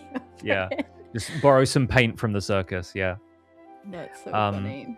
Fantastic. So yeah, Max really taking center stage this session, and deservedly so. What is your wish for next time, Jem? I don't know. I don't know if I have one. Easy scheduling and no internet issues. Yeah. We're killing it. There's nothing Inshallah, from yeah. these sessions that I want. You're doing amazing picks. Well, thank you. Thank you very It's much. all I love the balance of the story time and the combat time. It's been really good. Yeah. I agree. I appreciate it immensely. Fantastic. Right, got that written down. So I'll send that note to the ISP, and hopefully no internet issues. Scar, please award a star and give us a wish for next time. Mr. Wizard. Hold on. Hold on a second. You gonna get your phone out and call a friend? No. What happened to the Oh, cat? We never where was did find Mrs. the Cat this We whole never did time? find I feel the so cat. terrible. We'll have a join you next time. Oh. Yeah, to be fair, probably a good thing Mrs. Cat wasn't around for the She bone would have just naga. got killed again. It was not going well down there. Yeah, fair Don't enough. Fair worry, enough. Mrs. Cat. We'll be there soon. Leave us a place at the bar. Is that your she's- wish? She was very occupied with a saucer of milk, so apologies. Okay, for I that. have to do this. I have to split the star into two. There was a star on that. There was a star on that. Because Pix's voice cracked me up so hard during that whole... Like, I was dying. And then Grian for the roleplay. That he... I don't know how much he planned that ahead or just improv. That was very good. That was very good. There's a couple of panic DMs to Pix, like, what do I do? Yeah, that I just didn't respond to, and then you absolutely nailed it anyway. So thank you for that. Incredible stuff. So a wish for next time, other than seeing Mrs. Cat? Okay, that was the one for the third time. No, I think that my wish it will come true eventually with Mr. Wizard's backstory, from what I can tell from the map. So that's good. Yeah, absolutely. And I will wish you my wish. Actually, I'll DM you it. Lovely. I love to hear that. Great Yeah, stuff. Weird is what I really wish for. Yeah. And last but not least, Grian, give us a star and a wish. Ooh, I'm gonna give my star to Scar, Mr. Wizard, because there's these little narrative flushes that he provides that I really enjoy, like the poking of the hat or the fist bump with nothing there when he's down. That Yes. sort of thing adds, like, keeps him in character physically, and I just really enjoy that. Wish for next time? It's less of a wish, really, more of a bit of advice for Bro Dude, to have a really good think about your backstory and let Pix know, and I think we'll get the most out of next session. Yeah. I didn't really know Homework. too much what we're... Homework, boys, homework. Yeah, I didn't really know too much. Pix asked me, like, some very, very broad questions that I was like, oh my god, I don't know the answer to these. So I just had a little think about it, and then it kind of fleshed itself out in the moment. But a little bit of prep, and I think we get more out of it. Absolutely. I'm excited. I'm excited for it. I got a good vision on what Bro Dude's upbringing was like, and some of it's been hinted to here and there. We'll get more into it. Definitely Pix. We'll work on that. We got a little nod to it a little bit earlier in the session. Yeah. I was like, Stonrick got name dropped again, and I'm like, there's some unfinished business there that I'm looking forward to getting to. Bringing up Stonrick right now. Yeah, in my time of need. Get me going. Yeah, I could award a star to everybody. Genuinely, I think Grian did such a phenomenal job, kind of holding up the narrative side of this episode. Like, and again, coming up with those kind of backstory details and improvising that stuff is no mean feat. So, absolutely, hats off to you for taking center stage. But I think everyone did such a good job of supporting Max's journey here as well. Like, we've obviously had some moments where the rest of the characters have felt a little bit kind of standoffish with Max because he's so kind of brash and has this big personality, that it was really nice to see them stick up for Max at times when... Yeah, we still hate him, but... Yeah, exactly. Like, stick up for him. He's clearly like a firm friend at this point. He's our idiot. Nobody else can call him an idiot. Yeah, I was legit tearing up for his mentor dying. Yeah, totally. Like I was hoping we would get to the scene in the tent and that everyone had a chance to kind of like, you know, express some of that stuff there. So I think everyone did a phenomenal job of that as well. I like how Mr. Wizard's ability to consult Max was to tell him that the artist was kind to him. Yeah, That was good. He really thought that was going to help. Like he was kind. I like Yeah. that I on the fly rolled religion. It wasn't really too much of a thought, and it ended Yeah. up being a really good moment yeah, because yeah, that was yeah, the yeah. connection I had with him. So I thought it was it worked out really well. Yeah, you gotta move when the spirit moves you, and I think it was a really, really solid roll. Yeah, I think my wish for next time is just that we get into more backstory with the depth and richness of this, but still like, you know, some more stuff that we can have a bit of fun with, because this session had its incredible like laugh moments that I'm gonna go back and watch myself at this point. But There were folks, some chat, good moments. chat, we gotta Did that lock it. first fail. Oh yeah, when I jumped off the cliff and just yeah, face planted.